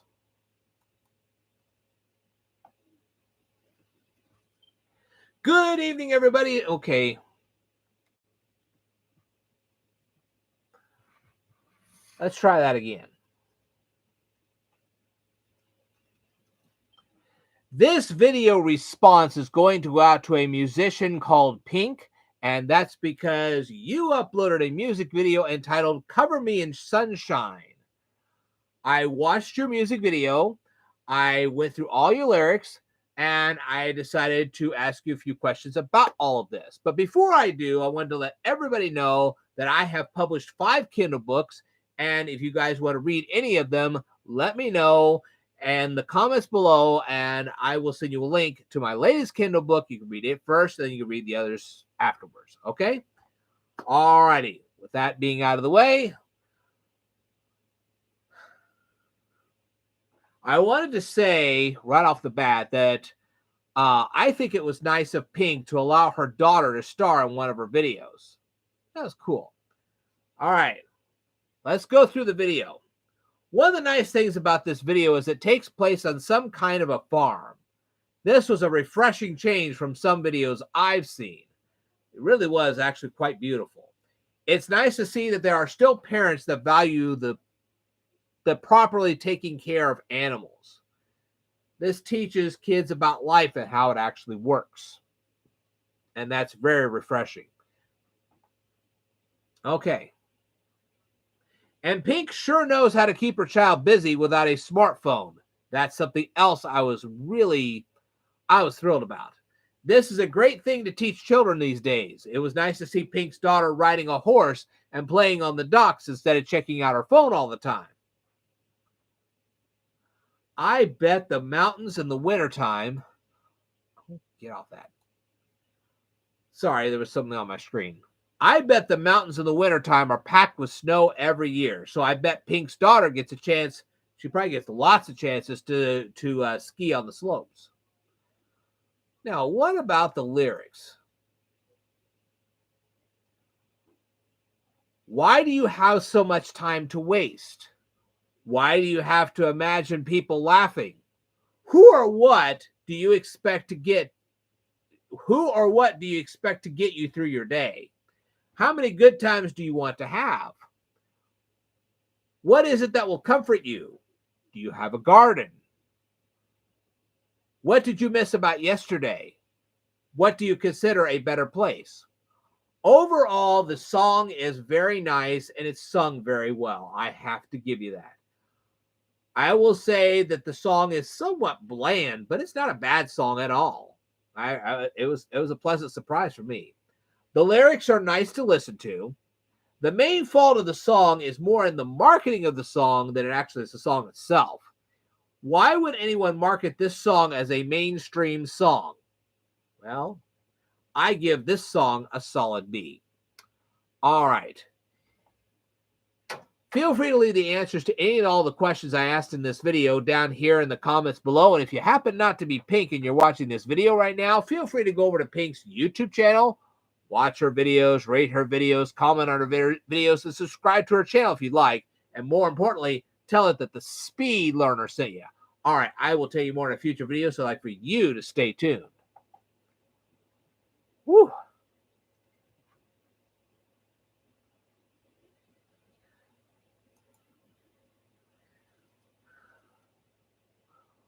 What's your favorite animal? Bunway Badger? I guess that's what it is. Boy, I like cats. I really do. I have 2 cats now, and they keep me plenty entertained. So that and frogs. I love frogs. Other than that, I don't know what else to tell you. All right. Now, the next song I'm going to review was another surprise. When I read the title, I was like, this has got to be bad. Do you remember when I reviewed the song Diamonds on the Soles of Her Shoes, and I said the title was terrible? And then on top of that, it wasn't just the title. The whole song was awful. Not the same in this case. Not a great title, I'll give you that. This thing does not have a great title, but the song was very nice. What is your favorite movie? Well, one favorite, huh? That's tough. I like Star Wars. I thoroughly enjoyed Star Trek. The sci-fi genre would be more my style. The last movie I ever watched at theater was Free Jack. That was good. Man, I could go through a dozen of them. But anyway, let's get back into this.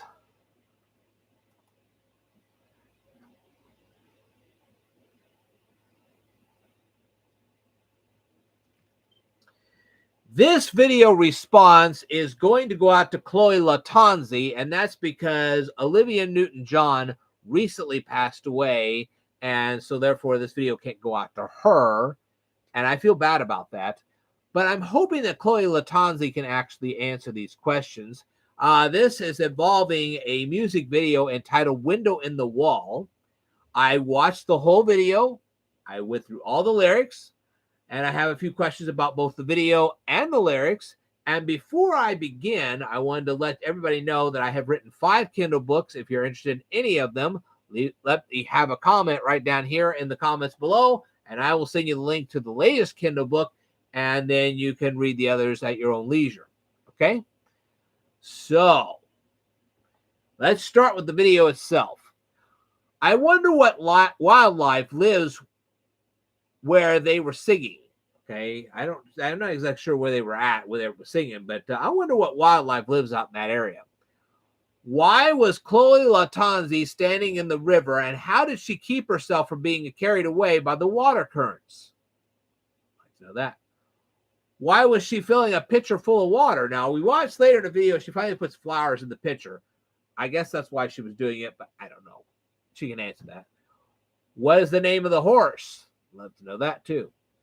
According to the lyrics, some people actually have forgotten how to be nice to others.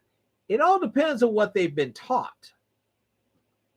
And some people just don't want to look at themselves in the mirror because they really don't want to see what they've truly become. And then there are people in the world who refuse to give up their values. This isn't who you are, but it might be who they are. What are you trying to start? How do you find a window in the wall? Do you really want to see the other side? Or maybe you will discover how different you are from others.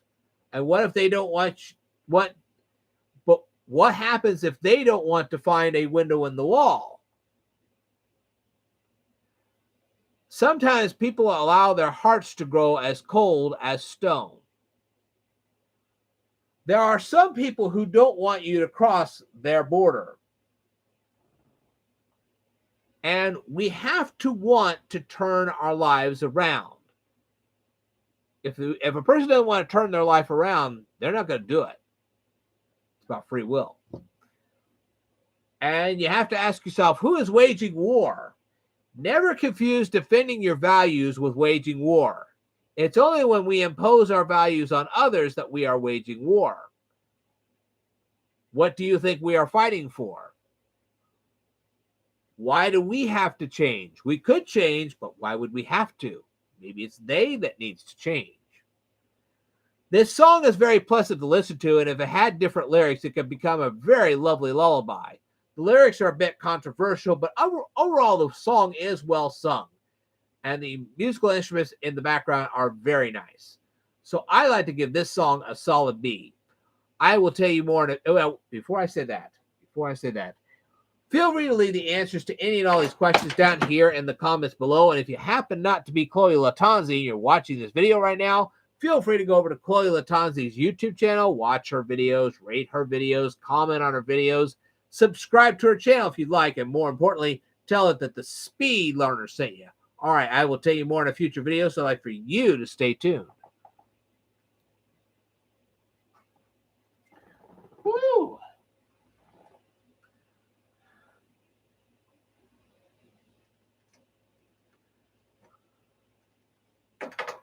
There. Whew. Okay, you guys still with me? All right, we trudge on.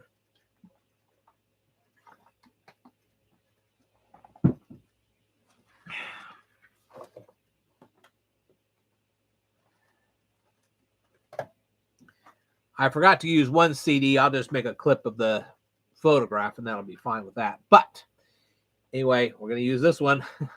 Here comes some more fun.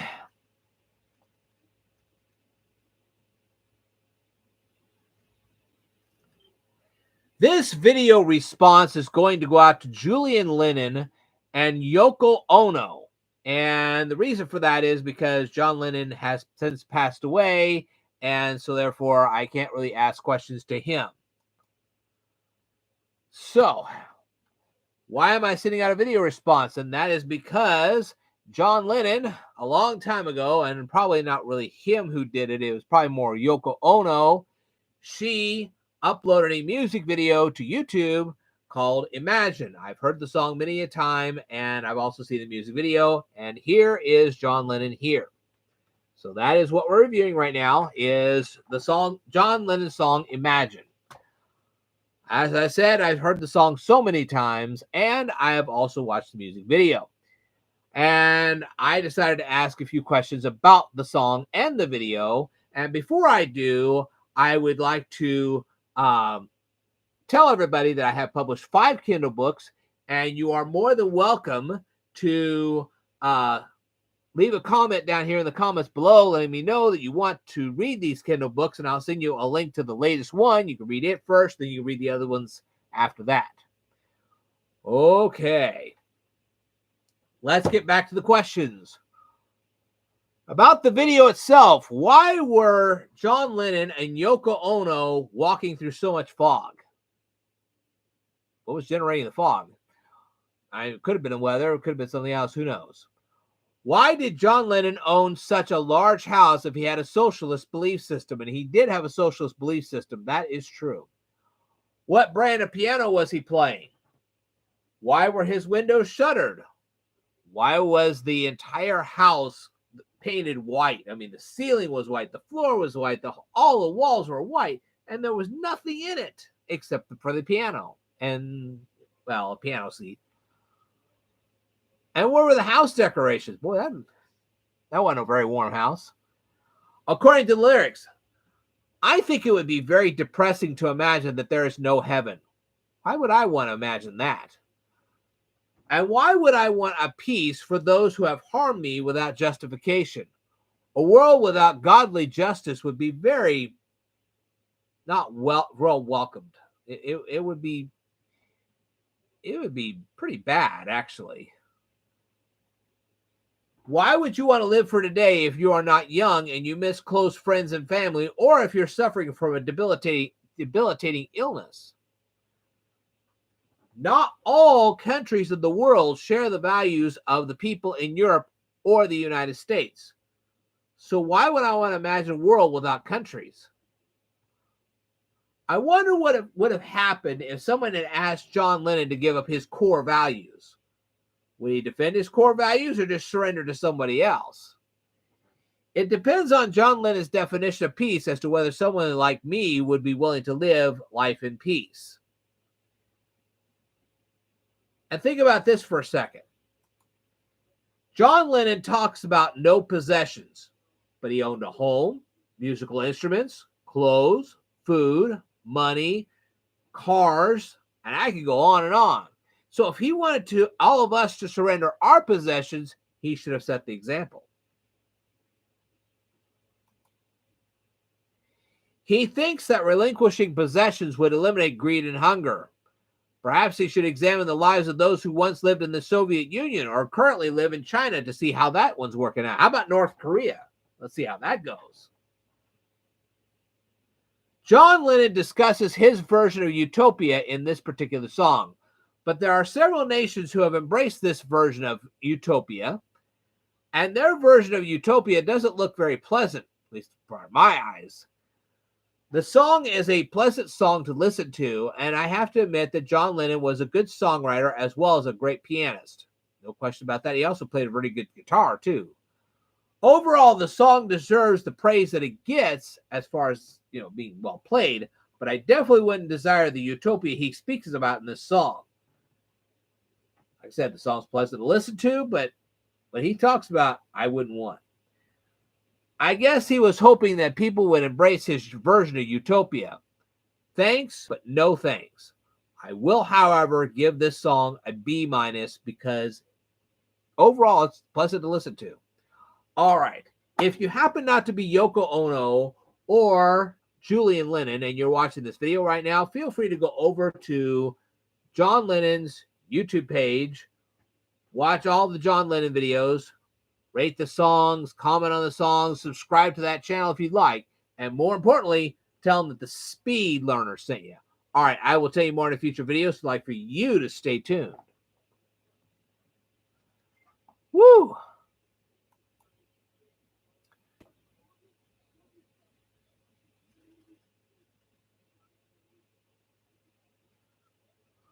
Let's see.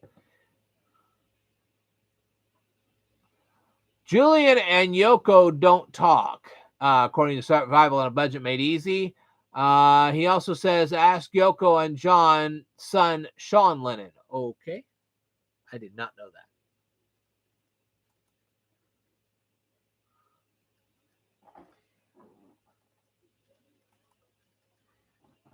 Now, the three songs that I've reviewed so far have been pretty pleasant. I've been giving them solid B's for being very pleasant, and I don't regret any of that. But now we get into something a little more fun. How many of you people remember Rebecca Black? Oh, I think you know what I'm getting ready to do. We're going to have some fun now. Okay. Hang in there, folks.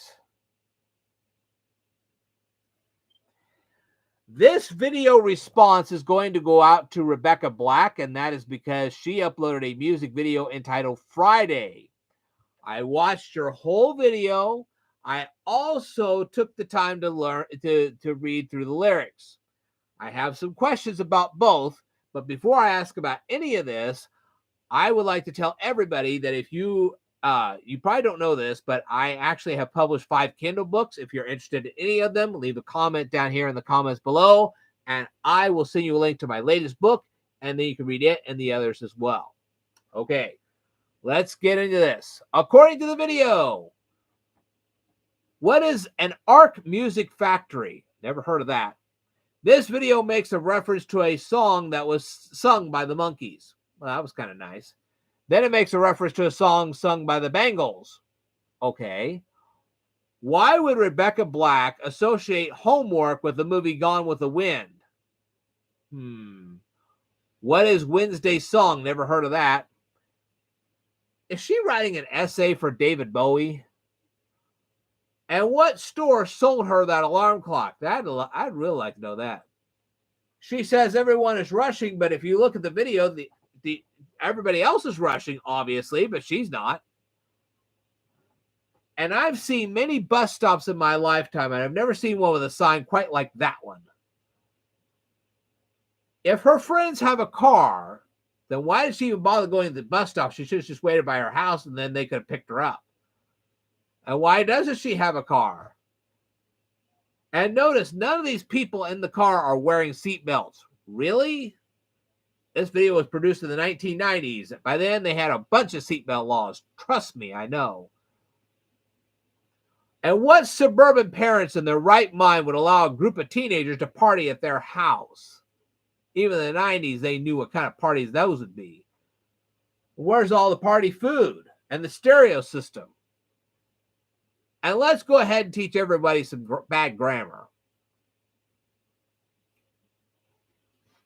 Near the end of the video, there's an older guy driving a car. Is that guy the parent of one of those teenagers? And I can tell you, watching Rebecca Black dancing, I can tell you what, Miley Cyrus is much more enthusiastic about dancing than Rebecca Black. But let's go on with the lyrics. What is your definition of being fresh? What cereal are you eating? Why is everyone rushing around? Are you late for school? How long did it take you to get to the bus stop? What'd you do? Have to sprint there? Guess you wouldn't be doing that in heels, huh? Why are you kicking the front seat? And why did you decide to sit in the back seat? Why is it so difficult to decide which seat you're going to sit in? Well, you have to decide between friends which one you're going to sit next to. What is everyone looking forward to besides Friday? And how do you define the words party and fun? Because what you were showing, that didn't look too fun to me. What is your destination? If I knew your definition of fun, I wouldn't have to ask you. What do we have? Who is your friend? I know you plan to party on Friday, but what about your other weekend plans? I'd like to know that too. This song is absolutely awful. The lyrics are totally meaningless, and the video glorifies an illegal act. At least here it is. In Illinois it is. But I also know that it's illegal in all 50 states, maybe not California, but all other states, if you don't wear your seatbelt, you could be pulled over. This teenager appears to have a ton of energy until she arrives at the party. Even Elvis Presley had more energy when he danced than this teenage gal. I give this whole video and song a solid F-. All right, if you happen to be Rebecca Black and you want to answer any of these questions or give me any commentary whatsoever, feel free to do so in the comments down below. And if you happen not to be Rebecca Black and you're watching this video right now, feel free to go over to Rebecca Black's YouTube channel, watch her videos, rate her videos, comment on her videos, subscribe to her channel if you like, and more importantly, tell her that the Speed Learner sent you. All right, I will tell you more in a future video, so I'd like for you to stay tuned.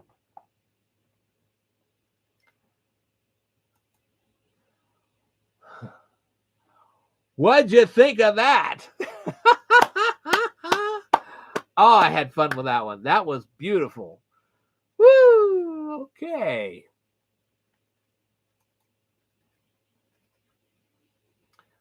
All right.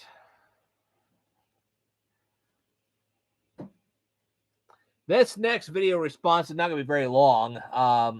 I'm trying to honor Roman King because he was a pretty darn good friend, and he still is.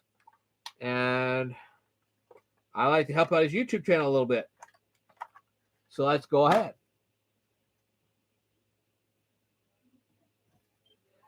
This video response is going to go out to Roman King. And I will say that again.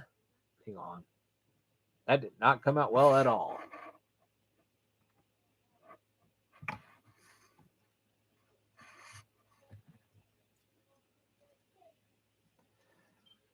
This video response is going to go out to Roman King, and that is because he uploaded a music video called The Sauterres Cornbread. I watched your whole video, and I decided to ask you a few questions about your video. Mostly I wanted to ask you is, why does everyone in this group like cornbread so much? Is it the texture of the cornbread, or is it because it's light and fluffy, or if it's just the taste? I guess I could also ask if they like homemade or store-bought cornbread. Which one do they like better? If they like store-bought cornbread, then which brand of cornbread do they actually like? As for the video, I noticed it took place in a high school. Which high school did it take place in? What other songs did you sing after you recorded this video? And how long did these people practice before they sang this song? Feel free to leave the answers to any and all these questions down here in the comments below. And if you happen not to be Roman King, you're watching this video right now, feel free to go over to Roman King's YouTube channel, watch his videos, rate his videos, comment on his videos, subscribe to his channel if you'd like, and more importantly, tell him that the Speed Learner sent you. All right, I will tell you more in a future video, so I'd like for you to stay tuned. Woo. Oh, I see you guys are still with me. That's fantastic. Well, guess what? Survival on a Budget Made Easy. I watched one of your videos too. Get ready for this. This video response is going to go out to Survival on a Budget Made Easy, and that's because you uploaded a video entitled Roads with Two Names, Pike County, Indiana. I watched your entire video, and I had a few questions about your video. So let's begin. Do any of the roads you discuss in this video have large potholes? How many roads in Pike County, Indiana have more than one name? How long did it take you to reach these roads? I've seen similar signs in Illinois, but in those cases, there are two roads that merge into one. I'm wondering if there was once an extra road in that area that was supposed to merge with this road. Perhaps you could look up the history of the road and find out the backstory. That would be interesting.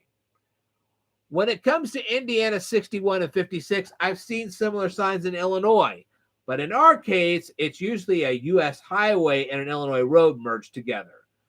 I don't recognize the sign under the interstate sign. In Illinois, we have a coin sign that represents Lincoln markers. And these would be Lincoln coin markers. I've never really hunted them down, but I probably should. As for the 56 and 61 signs, there are, of course, similar signs in Illinois. In Illinois, it represents two roads that have merged into one. I would take a look at both signs. It looks like one of them is an east-west road and the other is a north-south road. I'm not really sure. You'll have to kind of take a look and see what's going on with that. Near the end of your video, I see you're driving on a gravel road. What's the condition of the gravel road? I've seen gravel roads that I really like, ooh. When you're not certain about the roads, you may ask the people who live on them. They should have addresses that would correctly identify the road. Or you could go to your local library and do some extensive research on the road. Even museums could try to tell you some stories about that. The librarian may know some history concerning the road. All right. Feel free to leave the answers to any of these questions down here in the comments below. And if you happen not to be Survival on a Budget Made Easy and you're watching this video right now, feel free to go over to Survival on a Budget Made Easy's YouTube channel, watch his videos, rate his videos, comment on his videos, subscribe to his channel if you like, and more importantly, tell him that the Speed Learner sent you. All right, I will tell you more in a future video, so I'd like for you to stay tuned.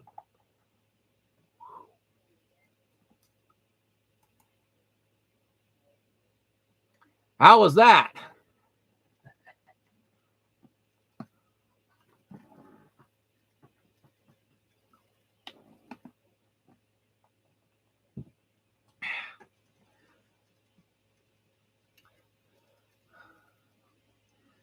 I can't actually reply to a comment if you retract the comment. Oh, well. Let's continue.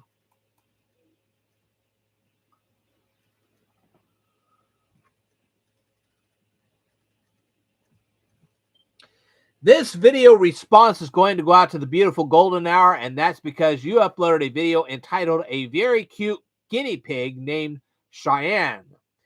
I watched your entire video, and I decided to ask you a few questions about your video, but before I begin, I just wanted to let everybody know that I have published 5 Kindle books, and if you want to see any of them, leave me a comment down in the comment section below, and I will send you a link to my latest Kindle book. You can read that first, then you can read the others. All right. Let's go into the questions, shall we? What is Cheyenne's favorite food? What is the name of the cat? I'm guessing the cat and Cheyenne aren't exactly the best of friends. How old is Cheyenne? All right. Feel free to leave the answers to any and all these questions down here in the comments below. And if you happen not to be the beautiful Golden Hour and you're watching this video right now, feel free to go over to the beautiful Golden Hour's YouTube channel, watch her videos, rate her videos, comment on her videos, and subscribe to her channel if you'd like. And more importantly, tell her that the Speed Learner sent you. All right, I will tell you more in a future video, so I'd like for you to stay tuned.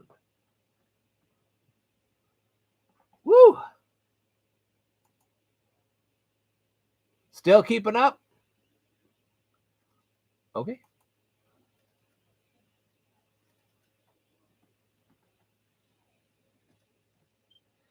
This video response is going to go out to the Kindle Market. Blech. That was terrible. That was absolutely awful. Okay, let's try that again, shall we?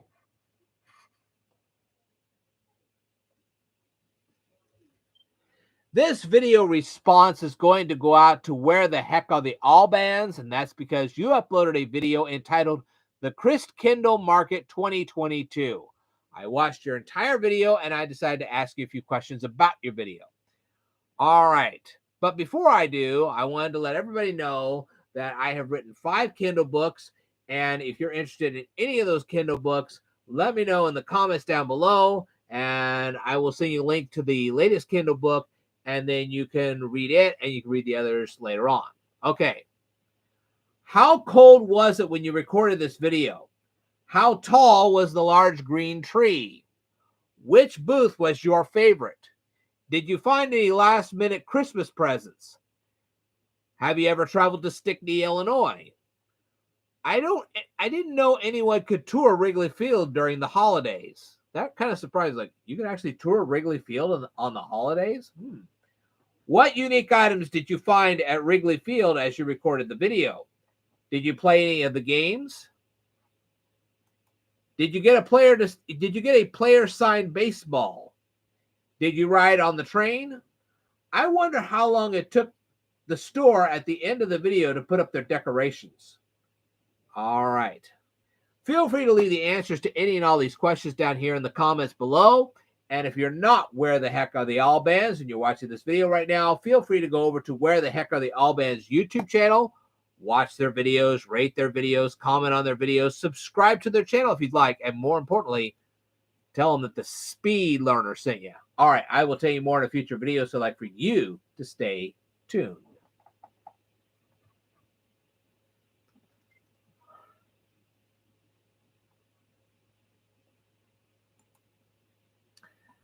And we have one more video to go. Like, wait, what? One more? Yep.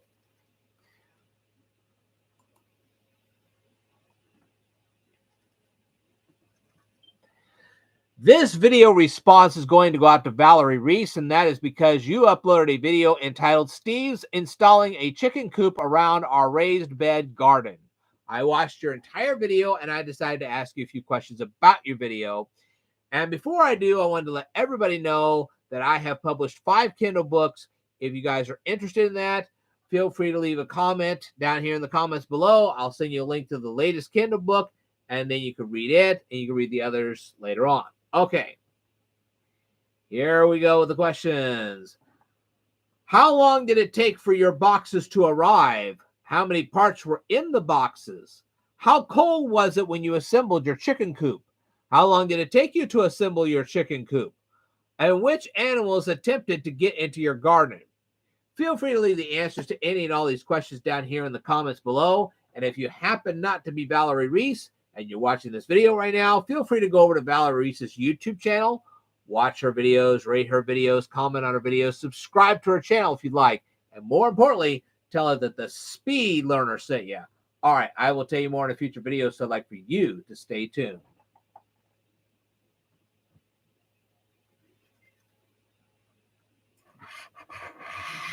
All right.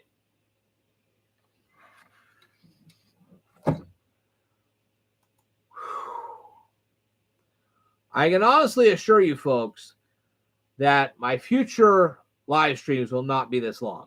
I mean, we've been on the air for over 2 hours now, and I've covered a lot of material. If you guys get a chance, you did not watch the whole live stream, please go ahead and watch the whole live stream. You'll learn a lot of valuable information. I have some things to tell you right there at the beginning of the video that was really kind of shocking. Please give me all the feedback you can. Let me know what you think. Talk to me. Tell me what's going on. I haven't heard from Crazy Josh Cravey in a while, and I'd like to hear from him. But overall, what did you guys think of my presentation? I mean, I know I got 3 likes for it, but what'd you think? I'd like to know. Whew. But I felt that all that information was valuable to you guys. When will I do my next live stream?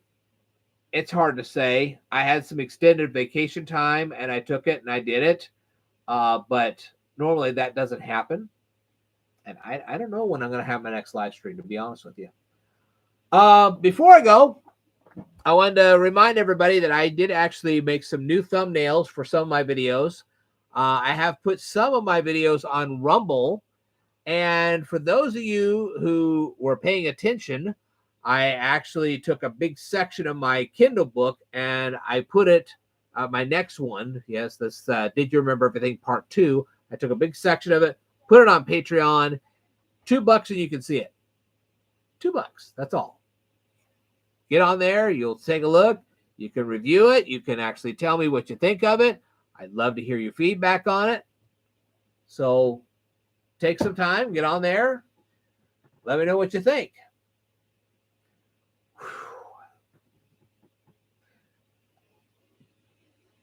Well, I'm glad I got on the air tonight. It let me have a chance to literally share some of my life with you guys. It has been awful cold up here for the last week. I know that about a week or two ago, we got some snow and ice. Couldn't believe it. We actually got some snow and ice. I'm going to slowly update a whole bunch of my videos. You already saw that I was updating the bra video. Another set of videos I'm going to update is the font videos. They're going to be updated. I may even go ahead and update the HTML videos. I don't know. We'll see. As time permits, I'll update and update and update. So please just let me know what's going on. Keep me in touch. I'll try to keep you guys in touch. There will be parades videotaped this year.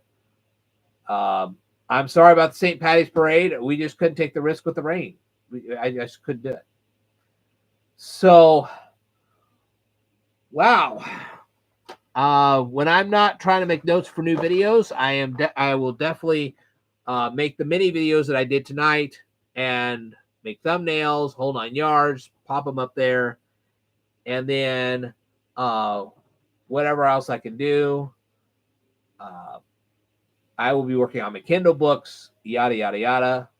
I don't work as many hours as I used to, but I still work a lot of hours. And there you go.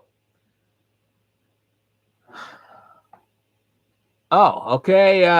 Survival on a Budget Made Easy says, gotta go. Have a good night. I will see you soon. Please go back through this live stream and take a look at all the things I covered tonight. A lot of valuable information. You'll love it. All right, folks. Well, I want to thank you all very much for joining me tonight. It was a pleasure being here. And as soon as I know what I'm going to do in my next live stream, I'll let you know. All right. I will tell you more in a future video. So I'd like for you to stay tuned.